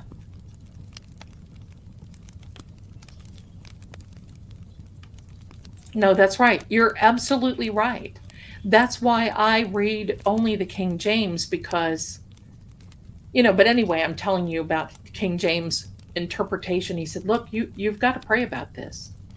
You got to pray about it. It's left between you and the Holy Spirit. If you don't feel that something that you can interpret, you got to pray about it. I really didn't start studying. There's a difference between reading and studying until 1994. And then it was like, whoa, wake up call. Because a lot of these pastors teach, you go to this big seminary school. I call it cemetery school. Seminary, well, good night, resisting arrest, my darling. Thanks for being here.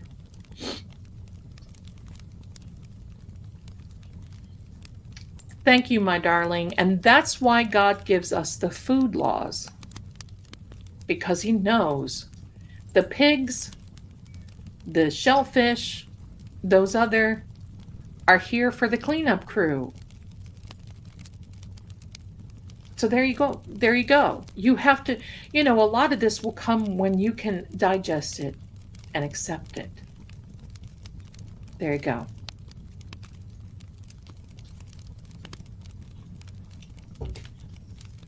I don't play around with demons. I don't and I don't have voodoo dolls sitting on my coffee table. So what's the difference between me and someone who has voodoo dolls sitting on their coffee table? Me, who wants to see the best for everyone involved.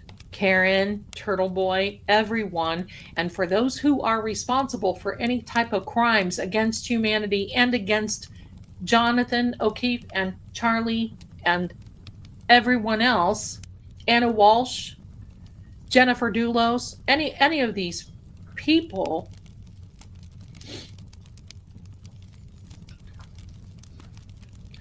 that's what I want. That's what I want.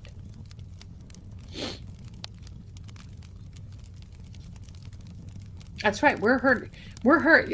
And that's why I always say, I love that you love me, but I don't want you to have to depend on me. Depend on him first. And then if we've got anything going, hey, what if my only job, what if my purpose in life was just to keep everything calm until the end result came? Does anybody think that's going against the word? I mean, I really sometimes struggle. And I think, I hope and pray, and I pray constantly, I hope I'm not doing anything wrong. I hope, keep me from doing anything wrong. The best translators from the Aramaic also ran into problems with King James. That's right. There are so many consideration. God's wisdom is not only so easily known, its challenges. Thank you, Lloyd. Thank you very much. Curious. Hi there, my darling. Hi, Zelda. Hi. You look so pretty. Just turning in and wanted to say I love you because you don't seem happy, but I'm just kidding. Oh, no, I'm happy. I'm always I'm just serious. I'm serious. We've had a couple trolls in here. I'm serious. We're good. We're good. We're good. Jess, thank you for saying that, because I do have other people that will come in here and say, well, I saw another tarot reader said, oh, good. I'm glad that they said what you wanted to hear. I'm going to tell you what really bothered me. I'm going to tell you what really bothered me at the election last November. I can talk about that. It doesn't matter what party you are. I wish well on everyone. Okay? Well, the election, and believe me, I did something on the election, and I thought the walls were going to fall in, how attacked I was. So, okay, I cut off the comments. And then I did a little something on the inauguration. It wasn't about the president. It was about how beautiful the White House is. And it's a part of history. And I was going through all the history and attack. So you know what?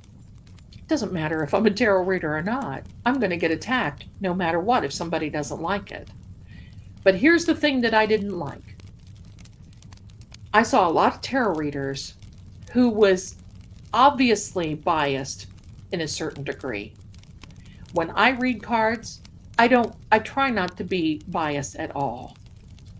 Not at all. Because you can't be. You can't be biased and give. Now, I don't know. I can, when it comes to 34 Fairview and that, I might be a little, but because I know the truth.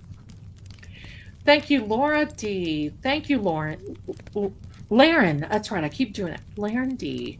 Your frankness is refreshing, Zelda. Thank you. I appreciate you taking the time to speak to us tonight. Well, I appreciate you taking the time to be here, but I'm going to tell you what I saw.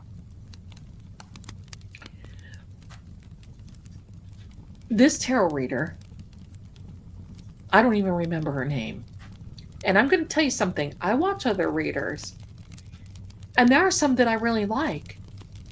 And there are some that I really don't.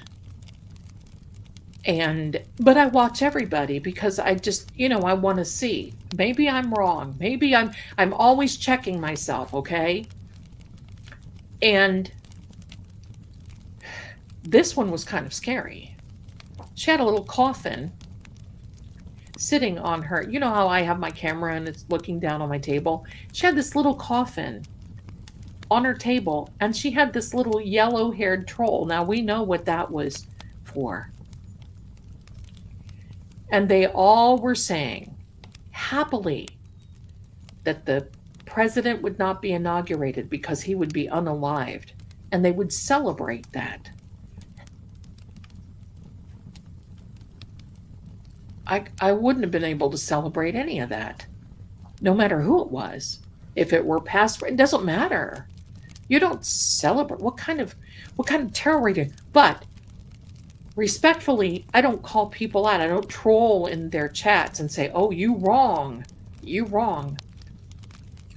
Because we all have to come to a conclusion one way or another ourselves. I am surprised that that reader is still on the tubes of you, because it was very obvious what she wanted, and she was taking these little stakes and everything and pushing it into this coffin, and people were cheering in the chat, and I'm like, what is this? This is not even entertainment. This is just borderline. I mean, it was one of those things that I was disgusted. So if you want to know the truth, I think that's the type of tarot reading, the type of divinations, because those types get you to follow them for this, and they won't let go of your soul, and they use you and they manipulate you, and that's what I think. Okay. I didn't get to vote the first time since 1980 because they wouldn't let me out of the hospital. Oh, honey, I'm sorry. Lloyd, my darling, I was amazed at how accurate your Kirk reading was. I kept up with the very current news from the collective analysis, and your first reading of Kirk's energy being hesitant is right on. Thank you. Thank you. It's all about interpretation, my darlings. It's all about interpretation. And yes, I watch the news, and people get mad and say, "Oh, I saw those Charlie Kirk videos, and you just got on and said everything that." No, if you really watched, you would see that I'm asking questions about it. And tomorrow I'm going to be asking some more questions, because my inner self does not feel good. There's something wrong. There we are. Speak it, Lady Zelda. This is so true, and I witness it too. Your gifts are not meant to be biased. They should be rooted in truth. Thank you. Thank you. Thank you. The fire sound is giving me the fear of God. Turn or burn, Mitchell. Listen, I believe that God has a wonderful sense of humor, because if he didn't, but I don't want to, listen, here's the thing. People look at me, they think, "Oh my gosh, I'm afraid to come to your house. I bet you have demons sitting and playing cards at your table." And no. I've had people come into my home before and say, "Oh my gosh, I feel like your home is humming." And in a good way, like an even frequency. Because even when there's some upsetting things, if my son has something upsetting, if I have something, we can control it and not invite that thing in, because that can make it worse. You can control that type of thing. I want you to come Monday night to Manifestation Monday, because you guys are going to be blown away with what I have to show you. It is so amazing. I have just been wonderful, just wonderfully pleased. I love it. Okay. Spicy Dame. Oh, I love that name. Speaking of today, I almost got run over in the crossroom. I wore my MAGA hat first time in 4 years. Oh, honey, I'm sorry. I don't believe in that stuff either. You should be able to wear your hats, for anybody, any side, anybody. There's been things that sometimes in the past that I don't agree to, but you don't get nasty. What the heck? Running over this Spicy Dame, what is that going to accomplish? It won't change the narrative. It won't change who's in the White House. It won't change. So these people that want to do that on both sides of the aisle. I don't like the ones where you don't see the cards. See? People are like, "I want to see you." No. I want you to see the cards. That's when I read for you. I put the camera on the cards so you can see. That might be called manipulation. I call it demonation. That's right. That's right. Oh my gosh, Karen, I'm so glad you're here. You wrong, Higgins. I love you. All your jokes, like the dolls on the table, cough, Jen. Right, right. And I got to tell you this. I was told today that one of my readings resonated with some people. I'm not going to mention because it's a private thing, but it was with people that I thought were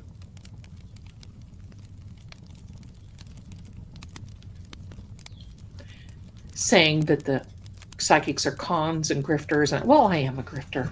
Don't forget my Venmo, right? I'm your favorite grifting psychic. But it made me feel good that that person came to me. So those things happen. It happens. Yeah, it all the saddening that that type of reading is around. Yeah, to me that's not a reading. But holy moly, she had like 100,000 people watching. What is that about? I'm not going to do that kind of thing. Right? For not for it's not worth it. It's not worth it. Thank you, Rosebud. Groovy Cheryl, I've never seen any of them insinuate death by violence. Only that some have mentioned his illness may short turn up celebrate. Yeah, yeah. You know why I'm because I don't want the algorithm picking that up. Lloyd, my darling. I'm very hesitant about some tarot readers' approach, especially when they seem to overwrite one's free will, such as drawing one's soulmate. Bah humbug, right?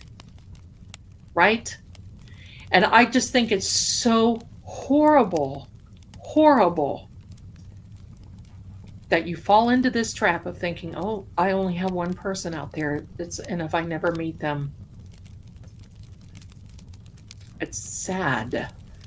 Sad. Mary is excited for Monday. I love that. Please know I adore you as a human and worship God. Thank you.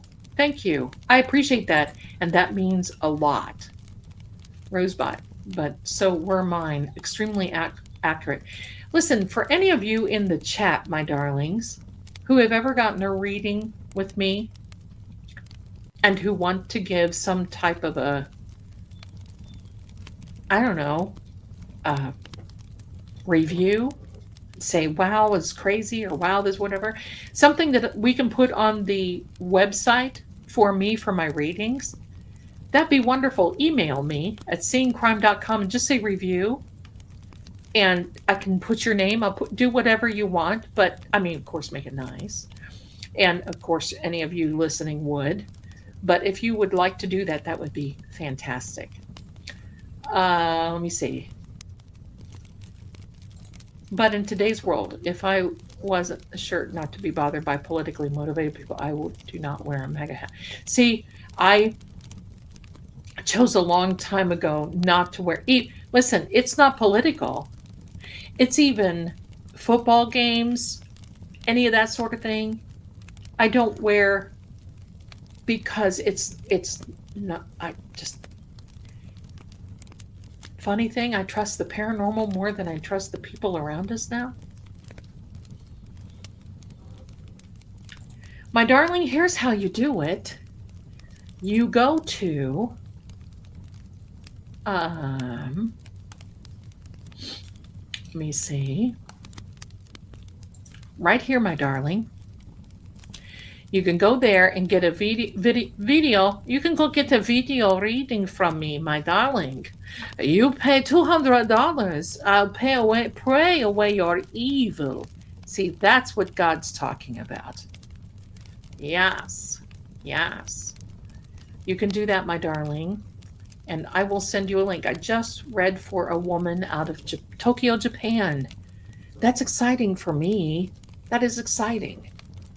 I had a psychic, one of my favorite psychic ladies from years ago. I just got done working for the Psychic Friends Network, went to Florida, and saw this older lady. I loved her. I don't know her name. She was on A1A at Palm Coast, Florida. I walked in, and she looked at me and took me. I'd never seen her before in my life. This was long before internet or any of those things came about.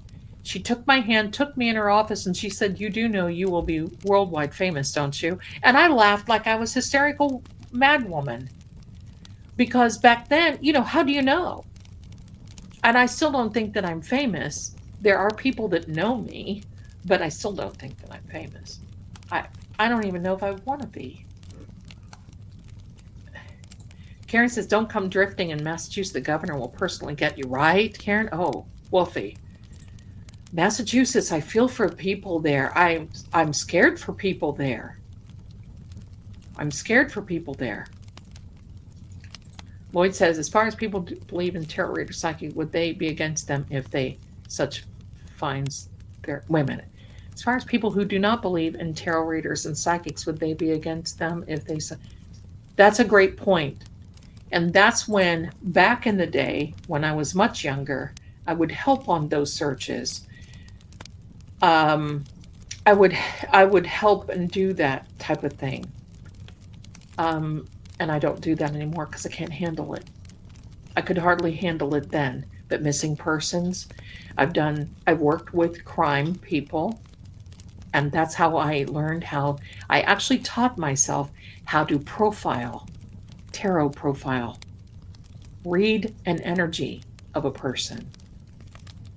And to me, I'm even amazed. Sometimes I'm even amazed. That's right, Groovy. That's right, my darling. Absolutely. Have you seen the governor's interview when she broke the silence? No. No. Where would we find such a thing? Review testimonial. Yeah, just email me if you have a review or a testimonial, Mary, or anyone else. Email me at seeingcrime.com and just put review, testimonial, whatever makes your little boats float. Yeah, if you want to do that, and if it's okay if I mention your screen name or wherever, you can just say, there you go. I use them in my makeup side gig. There you go. You got a makeup side gig? Oh, I might need you. Look at your red lipstick. Oh, what is that color? I'm going to tell you what, because soon I'm going to be changing this nail. And, whatever. I got to have a change. I'm going to go back to the wine, but I want a very matte, deep wine color. You know that deep wine color that you see? I got to tell you this little story. I was in this Japanese steakhouse place with my son and other family people. And there was this young girl that walked in. She was stunningly beautiful. Had her little boyfriend, must have been her parents. They're, this sort of thing. Blonde, just that gorgeous. Her makeup was flawless. And she had this sparkly eyeshadow on, like she had dark rim, not black, but brown. Beautiful lashes, but her lip, between this sparkly, it was gorgeous. It was not a glitter, but it was sparkly. You could see it. And the lipstick was this matte, like my border. You see the border here? That's what I wanted. Now, I've got those, but they change. They get brighter. I want that deep wine color, and I can't find it. So if anybody knows, sorry, side trip, but thank you, my darling Mary. Thank you. Any lipstick color. I love lipstick, and I love I love makeup. I love makeup. Let me see. There you go, Curious, my darling. Absolutely. Absolutely. Thanks, Captain. Here we go. Email me seeingcrime@gmail.com. And Carol, don't forget to email me, if you're still listening, about the you're winning. That's what's so important. There you are, Carol. Soccer games also, especially in Europe. Yes. See, I don't know. I think I'm quite Europe. I think I'm quite European. All right. Um, in my opinion, the soapbox part of this stream is much more educational, entertaining than soap opera part. Well, thank you. You may come to the front of the class now, Mitchell. Thank you very much. I love that. Thank you. Sorry, I didn't catch the whole show. Just a little something for you. My darling, thank you for the little something. Thank you, thank you. You know, all those little somethings add up to something big, and it keeps me going because, you know, I got to tell you this. Before I really started going live and before I got monetized and all this other stuff, the psychic line and the psychic readings, and I have a couple other little streams of income, but they were, you know, this has turned into my full-time gig with both channels, and the growth now, and for those of you who are watching on True Oracle, Fate and Fortune, oh my goodness, I cannot tell you how much we are just so appreciative of you. Our subs have just skyrocketed in 2 weeks. And the views that we're getting on these videos, it's amazing. And we are so grateful and thank you. I'm going to tell you this Charlie Kirk thing is not going to die down for, no pun intended, shouldn't have said that. It is not going to let up anytime soon. No. There's a particular narrative, and I'm looking into it because I can't help myself. And it might just be my opinion, but, you know, there's the detective saying, I love Japan. I cried when I wanted to come back to the States. My son wants to go to Japan so bad. So bad. There you go, Groovy Cheryl. I know exactly what you mean.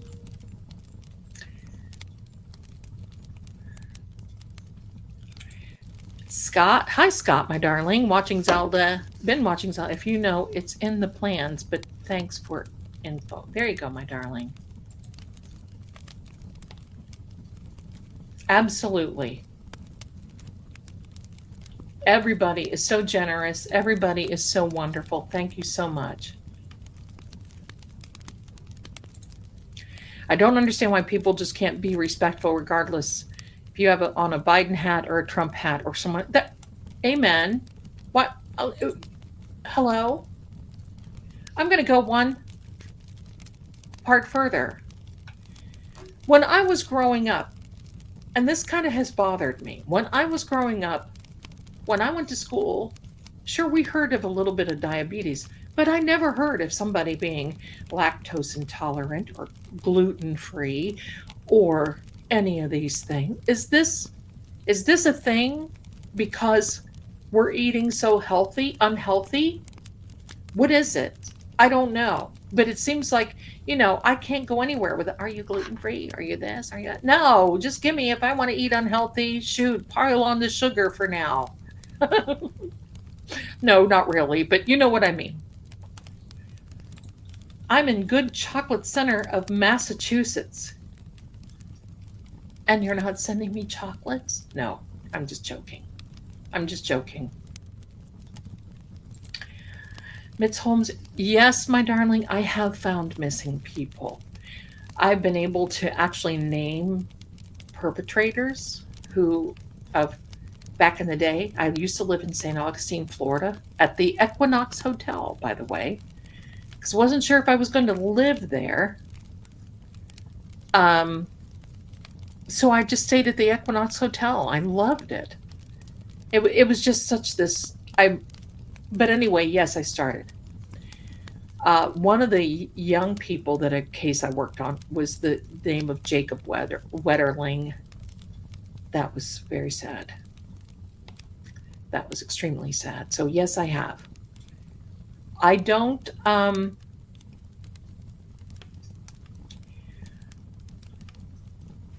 I don't get asked a lot to do that sort of thing anymore. I'm kind of glad. I like the tarot profiling. I like what I'm doing. So yeah. ADHD, I got to tell you what, it's funny, but the energy that I'm talking about, that we're going to be talking through these little spirit box machine type stuff, the amazing thing is that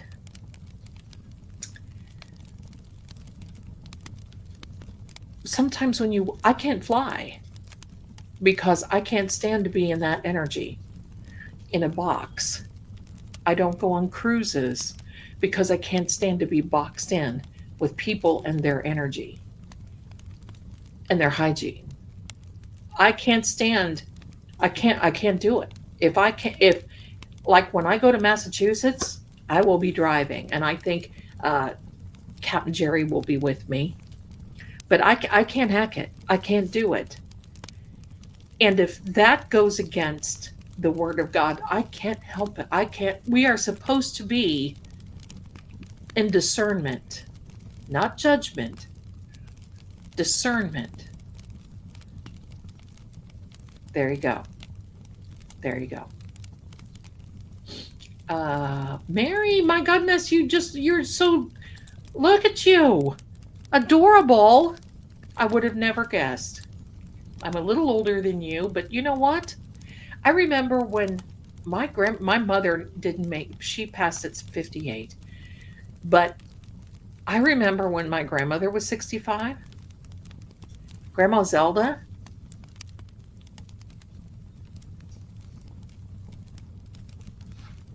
Mm-mm. Not for me. A claret red, thank you. Claret wine, I love that. That's got to be that season. Makeup, listen, filters, makeup, ring lights.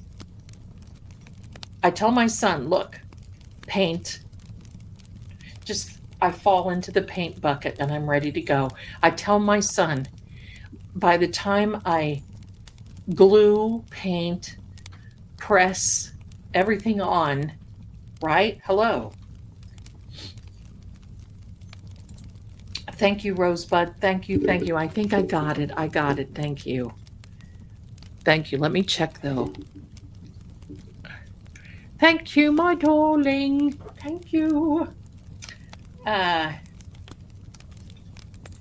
See a new day? See? And I'm going to say this. I really don't need cards. But you know why I use the cards? Because it helps with the energy. Here's why. When you write in and you want me to read your cards, or when I'm on the air, you saw what happened with Mrs. Demeanor or Misdemeanor, Janet, when she was on here, and with our friend Attorney Nan and our friend Melanie, Attorney Melanie Little. You saw, here's what happens. The cards act as a catalyst.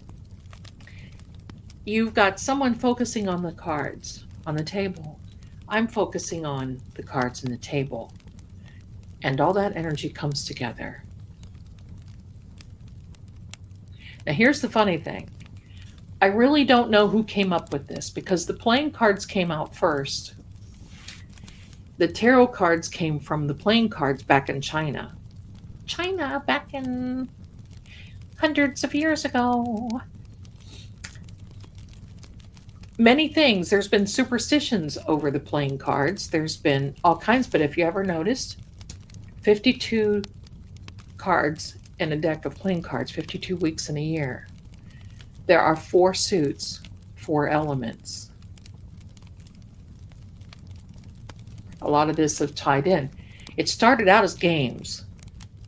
Whoever decided all of a sudden to do whatever, I don't know where that came about. And then all of a sudden we had Mademoiselle Lenormand, who was reading for Josephine Bonaparte and Napoleon Bonaparte. She told Napoleon, she came up, those are the Piotnik cards, the oracle cards. She came, oh, thanks, Carol. She came on the scenes through Josephine. But she actually told Napoleon, because he was being a stinker, she said, look, if you don't straighten up and listen, you're going to be exiled. Well, guess what happened? Kelly says, I have 14 shades of red lipstick and none of them look right. See? You know the struggle is real. The ones that I have look pretty good, but I learned how to use my lip liner. But I need a blue base, and they're hard to find.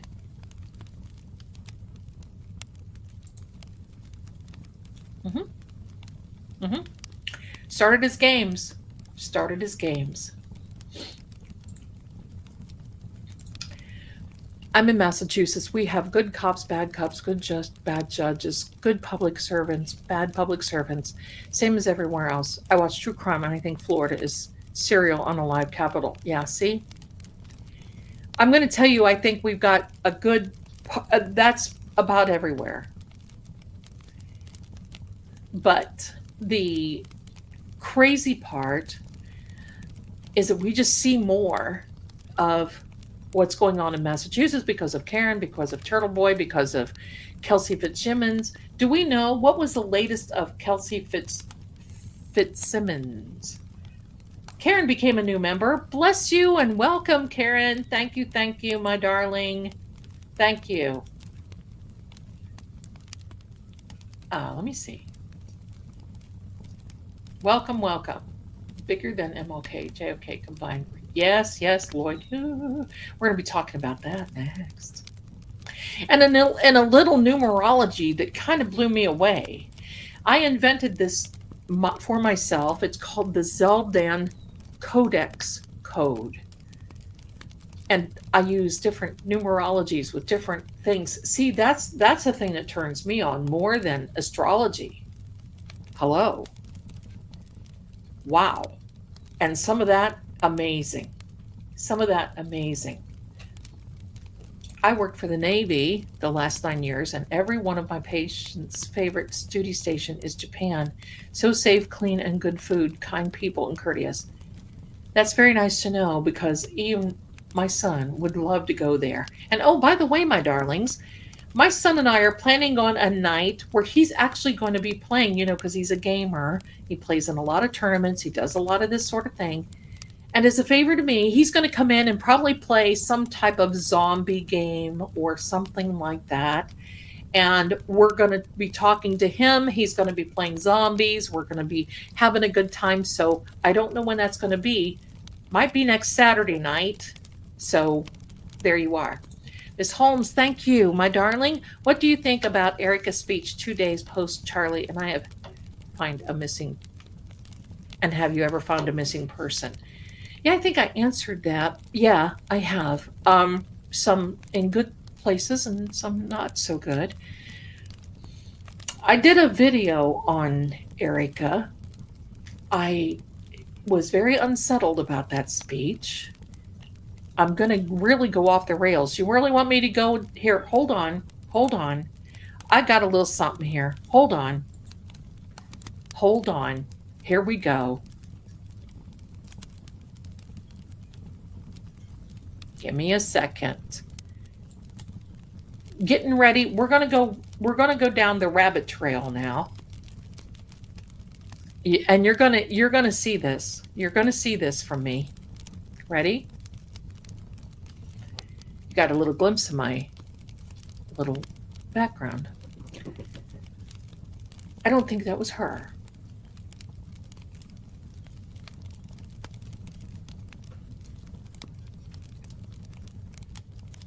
I don't think it was her. I don't think so. Bravo. And many other things too. Thanks, Karen. Thank you, my darling. Thank you. Chocolate. Please tell me your thought. Okay, well, hold on. Give me a second here. I got something from Sean. Carol. Tonight's one. Okay, Carol, thank you so much. Got that. I don't have anything from you, my darling. I'm looking. What did you, Karen, where did you send it? Let me check my spam folder.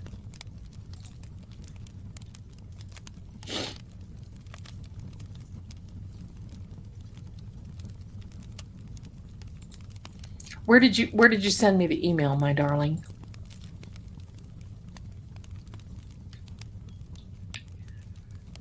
As a clairvoyant, I see so many images in your reading cloth. I'd write a dialogue to describe them all.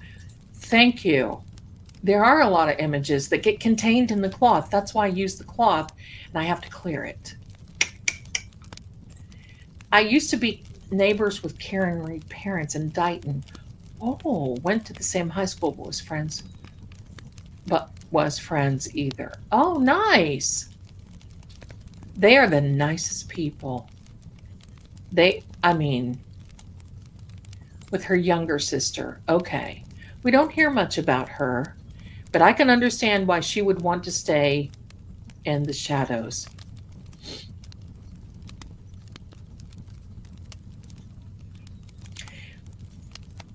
I agree, my darling filet. I agree.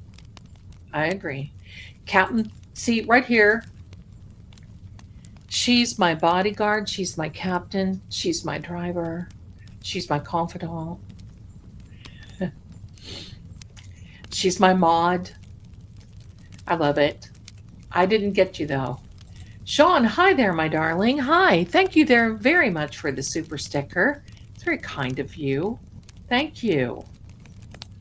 Make sure that you tell us when your birthday is so we can sing to you. Oh, wait a minute. Linda's birthday was yesterday. Yes, we can sing. Here we go, Linda. I hope you're still here. I am just not, hello. I was catching up. Ready? Here we go. Everybody, let's sing happy birthday to Linda. Happy birthday to you. Happy birthday to you. Happy birthday, dear Linda. Happy birthday to you. And many more. Yay! Wait a minute. Hello. Wait a minute. Hello. There we are. Happy birthday. We are celebrating you. How wonderful is that? We're celebrating you. Chevrolet Dark Claret, if you can wear auto paint now. I remember that color too. Penelope, thank you. Coral tones look lovely. You know what? It's because I really work on the blue part. I really work on keeping the blue undertone. I put pink. See, I don't have anything on right now because I've been talking and drinking it all up and wiping my mouth. But I got to I put pink on first underneath and then I can do it. Oh my goodness. 16 January 1st. Well, we'll be here and we're going to be singing. So don't let us forget. There we go, Linda.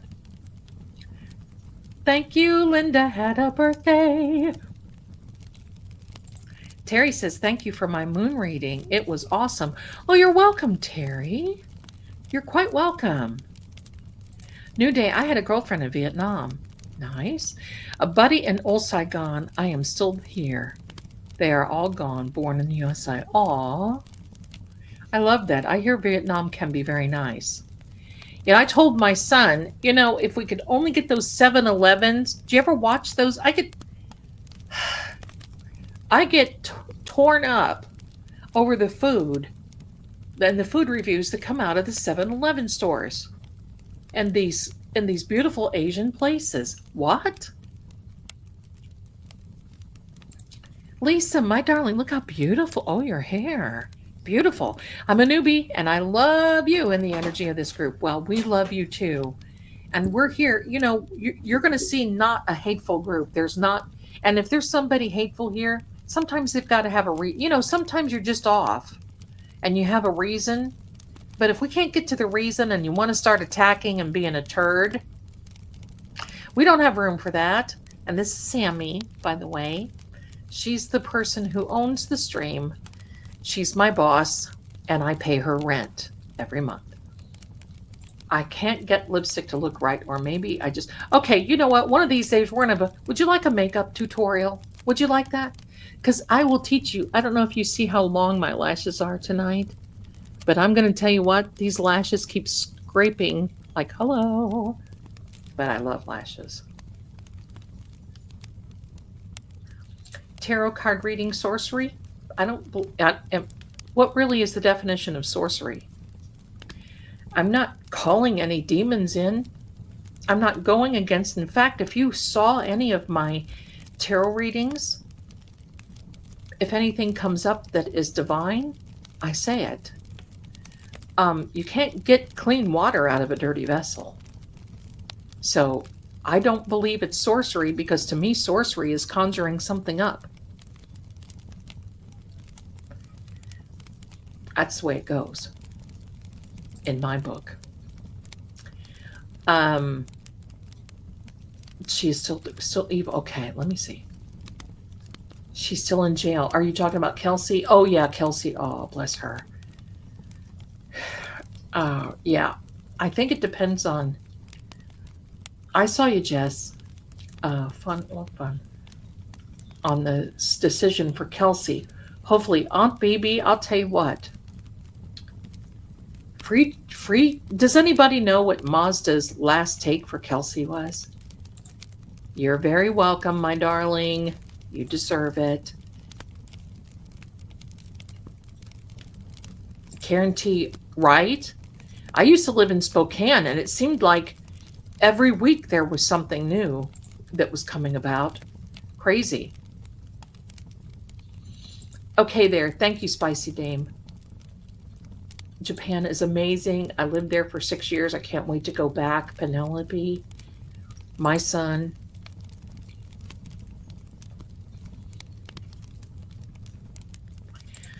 Does your son participate in Extra Life? He has the ability, but he doesn't. It's not really his gig. What do you mean Extra Life? I'm not sure what that means. So maybe I can't answer that. I don't know, Melissa. Maybe, you know.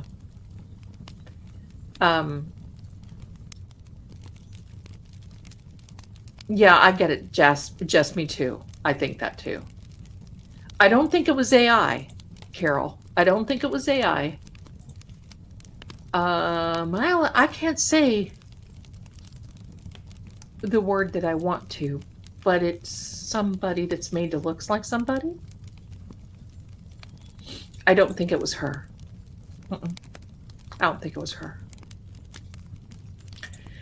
Patty loves the bunny. I do too. And when you see the bunny comes out, look out. It is bunny trail time. New day. I was a forest ranger in Oregon. I never found a missing person still alive. I did help people in distress, though. Yeah. When you get into those big forests and those types of areas, I believe, quite frankly, that there are still things in the forest. And even, yes, I'm one of those, and even in the Grand Canyon. Yeah. Her as a person. Her as a person. We're going to talk about it Tuesday night. Be here. Aloha. No kidding. 7 p.m. New York time. What is the difference? Pardon me. What is the difference between bibliomancy? I can't ever say that word, but I know what you mean. Bibliomancy, opening the Bible, hoping for a direct word for God's lips to you, and astrology, divination, direct. Lloyd, you are just making some good cases tonight, my darling. But see, it's funny because it's those people say, oh, don't take the Bible so literal. But then when it suits them, they take it so literal. A lot of times in the Bible, the sorcery is pharmacia. You know what pharmacia is? It's drug use. It's that in the Greek. So, but I like that, Lloyd. I'm here for it. Muzzy Bear is a new member and loving it. Thank you so much. Love you here.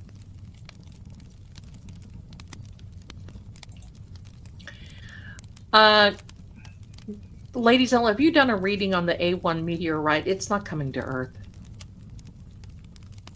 That's another thing. It's almost like, do you know, listen, on the talkie tick, and I get it because people are scared of that, but it's not going to, no. On the talkie tick, a couple of weeks ago, 3 weeks ago, people were, oh my God, it's the end of the world. September 24th, the rapture is happening. I got blocked by several people when I said completely, have you really read the word or are you just falling into that trap? They got views, but some people sold their homes and some people got rid of their animals. And you know what? Those are the ones who want to follow God's word to that point where they do dumb things. There's a place for them. You get rid of your animals like I heard some people did. Here. You can barbecue all day long, darling. I won't sit and be sorry for you. No way. And I don't believe God is either. Thank you, Lisa. You are a darling. Thank you. Aunt BB2, I feel awful for Mr. and Mrs. Reed. I do too. They briefly had some peace and now it begins again. So unnecessary, right? Poor Karen. Poor Karen. I think a dark sparkly. Oh. But I'm kind of that matte girl. You know, I'm that 1940s matte. I like a little bit of ombre. Y'all know what I mean. But that might be pretty though for the holidays. But I'll tell you what, if ever I want a little sparkly, I've got some sparkly eyeshadow stuff. I just knit right here. Done. There you go, New Day. Oh, the 7-Eleven in Japan and Thailand are superior. I miss Aussie. Oh, I think it's wonderful. Love the kitty. Thank you. 7-Eleven's amazing. My 37th birthday is October 23rd. The fire sounds. Let me see. When's the 23rd? Are we? Oh, that's a Thursday night. Make sure if you can, because you might be out celebrating. But come, it's going to be Help I'm Haunted. Make sure you tell us. Thursday nights, 7 p.m. I tell ghost stories. Let me catch up here.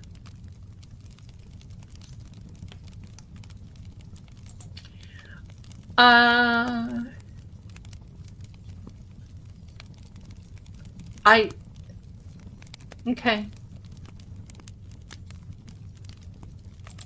Okay.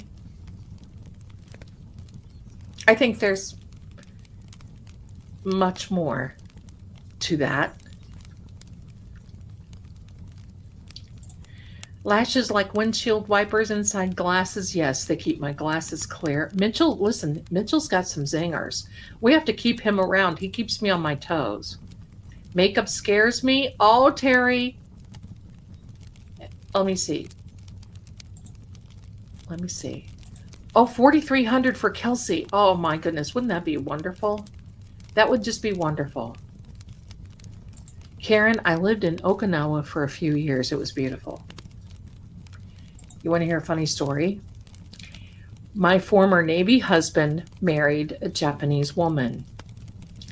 He was intrigued by her. Okay.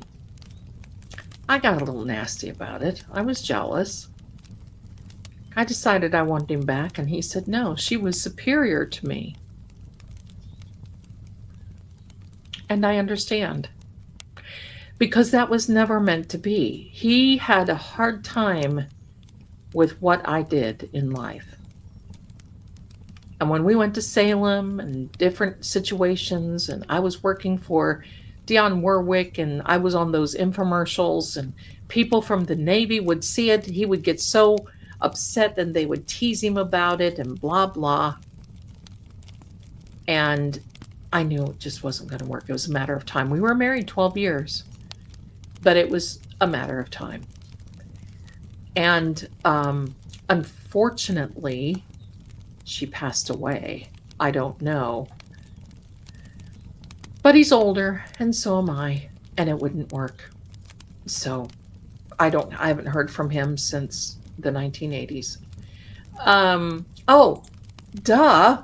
Melissa, thank you. Extra Life is a gaming event that happens once a year to raise money for charity. Runkle does it every year, and it's oh, well, you know what?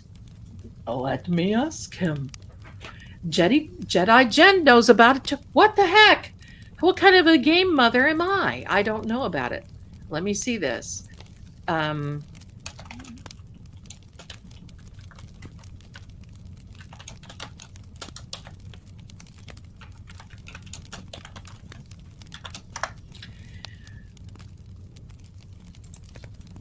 He laughs at me. My son keeps laughing at me and teasing me because I told him, you see these robots out here and all this other stuff. I told my son, I said, you know what? If I could just get one to load the dishwasher.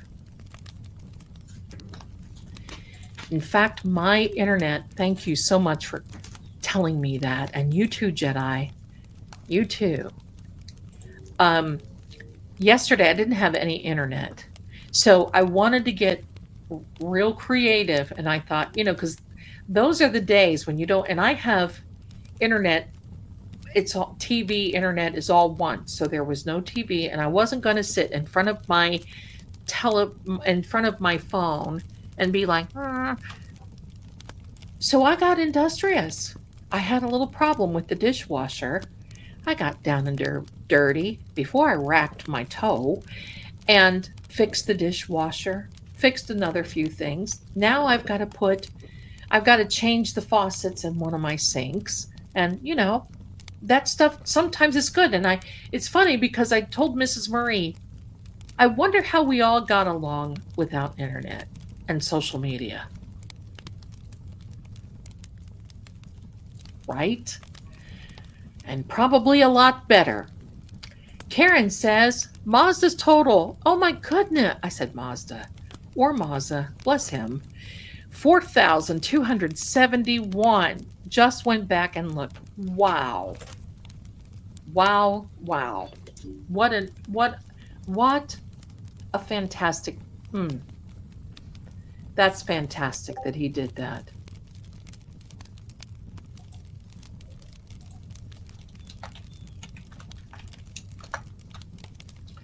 My son said, yes, he does. I didn't know. Okay.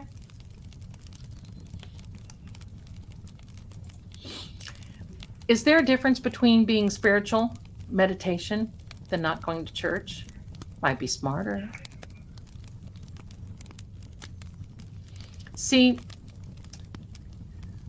I don't go to church.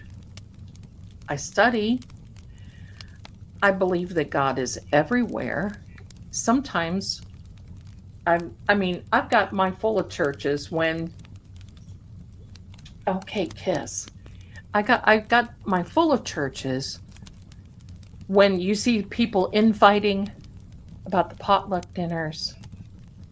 And as far as I'm concerned, if I find a church that teaches the truth, teaches the Bible chapter by chapter, verse by verse, and not gets up and talks about Uncle Henry's goose that got loose in the backyard and he got a spiritual connotation to it.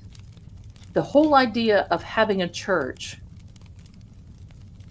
is not according to the Word of God, okay? Having a church, my darlings, and this hair that wants to come out and just, yes, I know, Sam. Is it from you? I know. Don't grab it though, sister. I'll be in troubles. It'll hurt. Okay. The reason that we are to have a church is to feed us. Oh, here, look out. Stop. Go. Is to feed us with the Word of God. It's like to get us to replenished so we can go out there and be of service to others and to live as an example. It's not,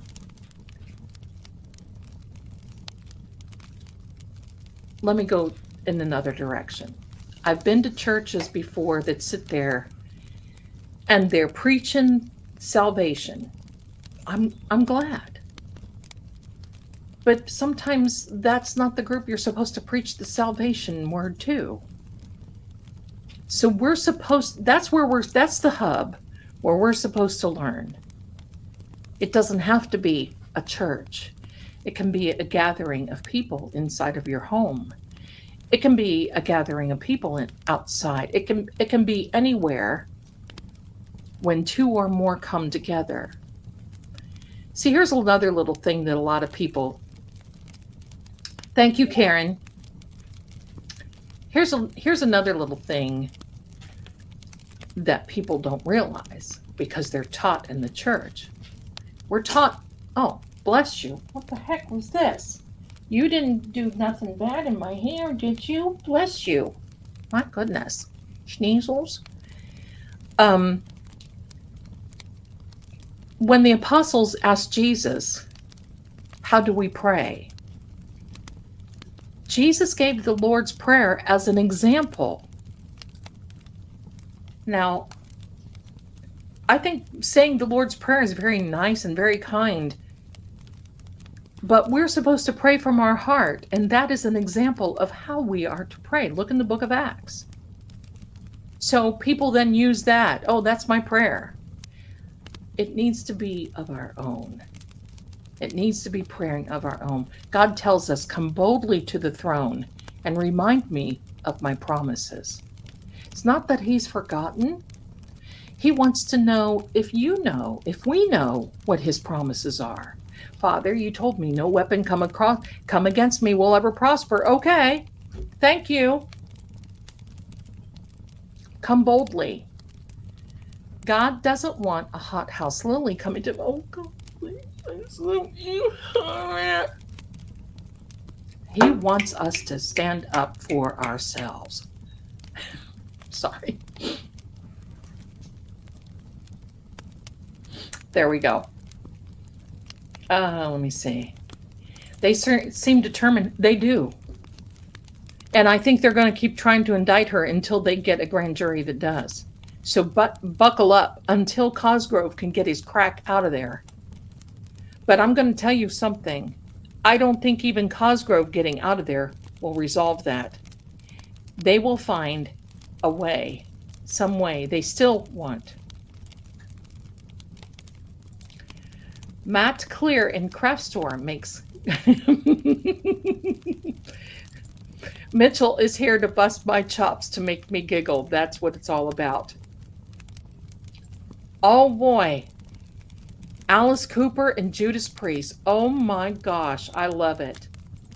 The Scofield Bible, rapture interpretation, is the biggest heresy in our modern day. It was put in there to stoke fear. How many times is a rapture day prophecy proven wrong, right? And let's go.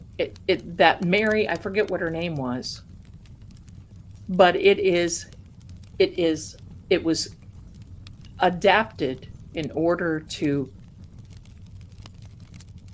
It comes from a woman by the name of Mary MacDonald at the turn of the last century, I believe. She was ill and somewhat mentally ill, and she told her priest that she had a dream that she saw Jesus coming back and he gathered all these people. Well, that spread like wildfire, and the pastors and the teachers all decided that that would be something that they could get more money in the church. If they preached that they could instill fear into the church, into the congregations, to make them come. And I want you to know something. God tells us in the pastors. In fact, he told his disciples, don't go out with a begging bag. Go out and preach, and you will be provided for. I don't know about you, but I've seen a lot of I've seen a lot of stuff. I've seen a lot of stuff in these churches. I've experienced it. And I just think it's wild. Karen, I don't know what you're sorry for, my darling.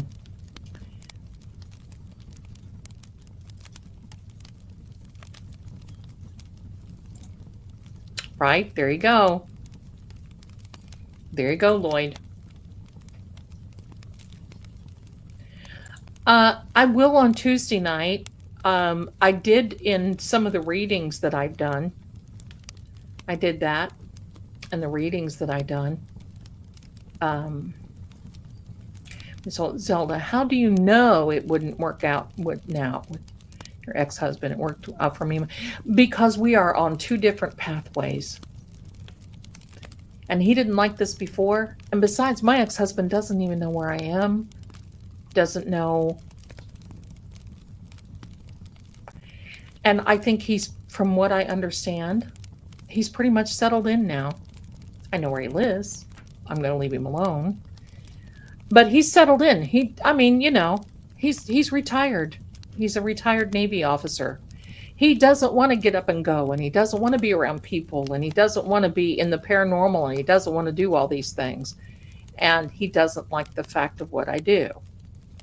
And so it wouldn't work now because it's even more so now than what it was. It's very hard for relationship and that. But I appreciate you saying that. But he's just not my bag right now. He's just, I wish him well, but he's just not my bag. I'm sorry. Spicy Dame, you know it. Unloading the dishwasher and rolling up the garden hose. Dishes, I feel like I'm going to shapeshift every time I think of cleaning the kitchen. This kitchen literally is so small. I've got things everywhere. And I have no counter space in the kitchen to begin with.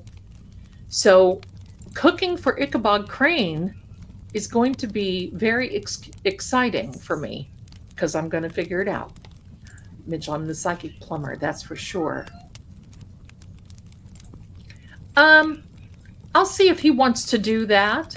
Let me see, where did it go? The Lord is not about fear. That's right, little misfit. Absolutely. Right? You know, it's so funny. They're the ones that want to give me these things about prophecy and sorcerers. But guess who's the first ones to put candles on their birthday cakes? Make a wish. Zelda, don't know if this would have changed anything, but when Karen said you lost to Howie Carr's question, I had a very bad feeling. Homer, I don't think that changed anything. I think that there's someone behind it. Maybe the owners of the voodoo dolls, I think.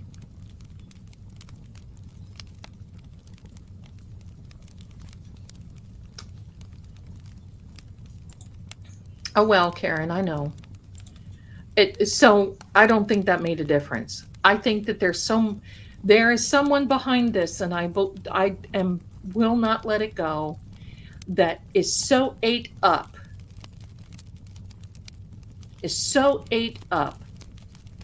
with craziness toward Karen and Aiden that she's bound and determined. But I'm going to tell you something, and if you're listening, even if you got Karen and Aiden out of here, that doesn't mean a thing. Do you know that? Because people will still know the truth. People will know the truth. People will know what you've done. And you and your conspiracy cohorts, in my opinion, it does not absolve you for anything. You want something to happen to Karen and to Aiden to take the focus off of you and your pals. Even if something did happen to them, God forbid it does not, and I do not believe it will, it's not going to take the focus off of you. it's just going to make it worse. There's Shaggy coming in and declaring his mother. All right, my darlings, it has been, oh my gosh, we've been on here for 4.5 hours. Oh, I'm so sorry. Get down. Because this is a long stream, isn't it? My goodness, Shaggy agrees. Shaggy agrees. So tomorrow is kind of sort of my day off, but it's not a day off. And look for the new Charlie Kirk video to be coming out on True Oracle's side. I will post a link here on my side as well.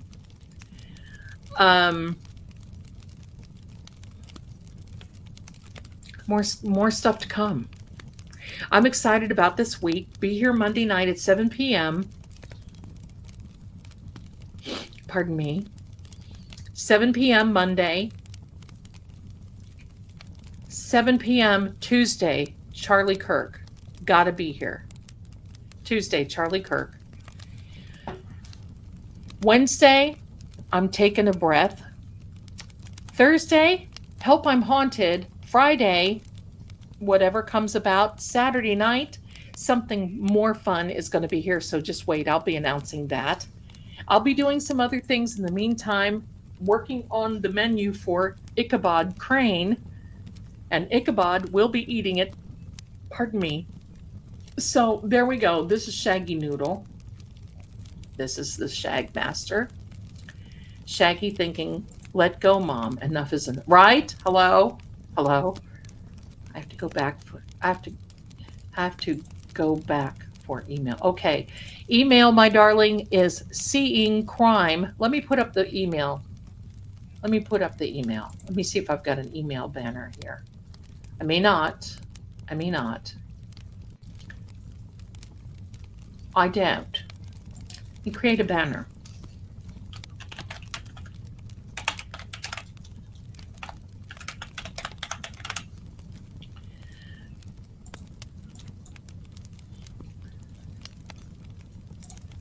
There we are. There's my email, my darlings. If you do have a review, thank you, Karen. If you do have a review, let me know. Okay? And we'll put it on the website of True Oracle. Sir, thank you very much. I'll tell you what. I want to thank each and every one of you. Hello, my name is Victoria Winters, for being here. I had fun tonight. I was hoping that y'all wouldn't be bored, but I had fun, and thank you so much. Let me see if I've gotten everybody's little thing here. I think I do. Muzzy Bear is a new member. Welcome, welcome, welcome. You guys are amazing and very awesome. I love it. This was a lot of fun.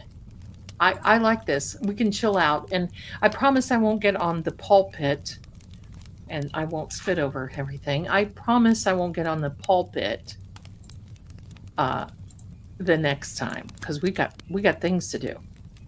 We got things to do. I love this. I'm so happy that you're all here. I can't wait to see you during these times. Victoria Winters, Lady Zelda, tonight was a great show. Thank you very much, Captain. Thank you, Pat. My mods are fantastic.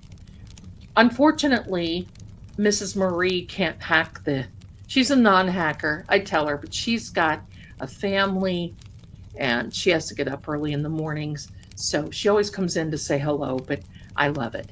So thank you again very much. I'm excited for this week.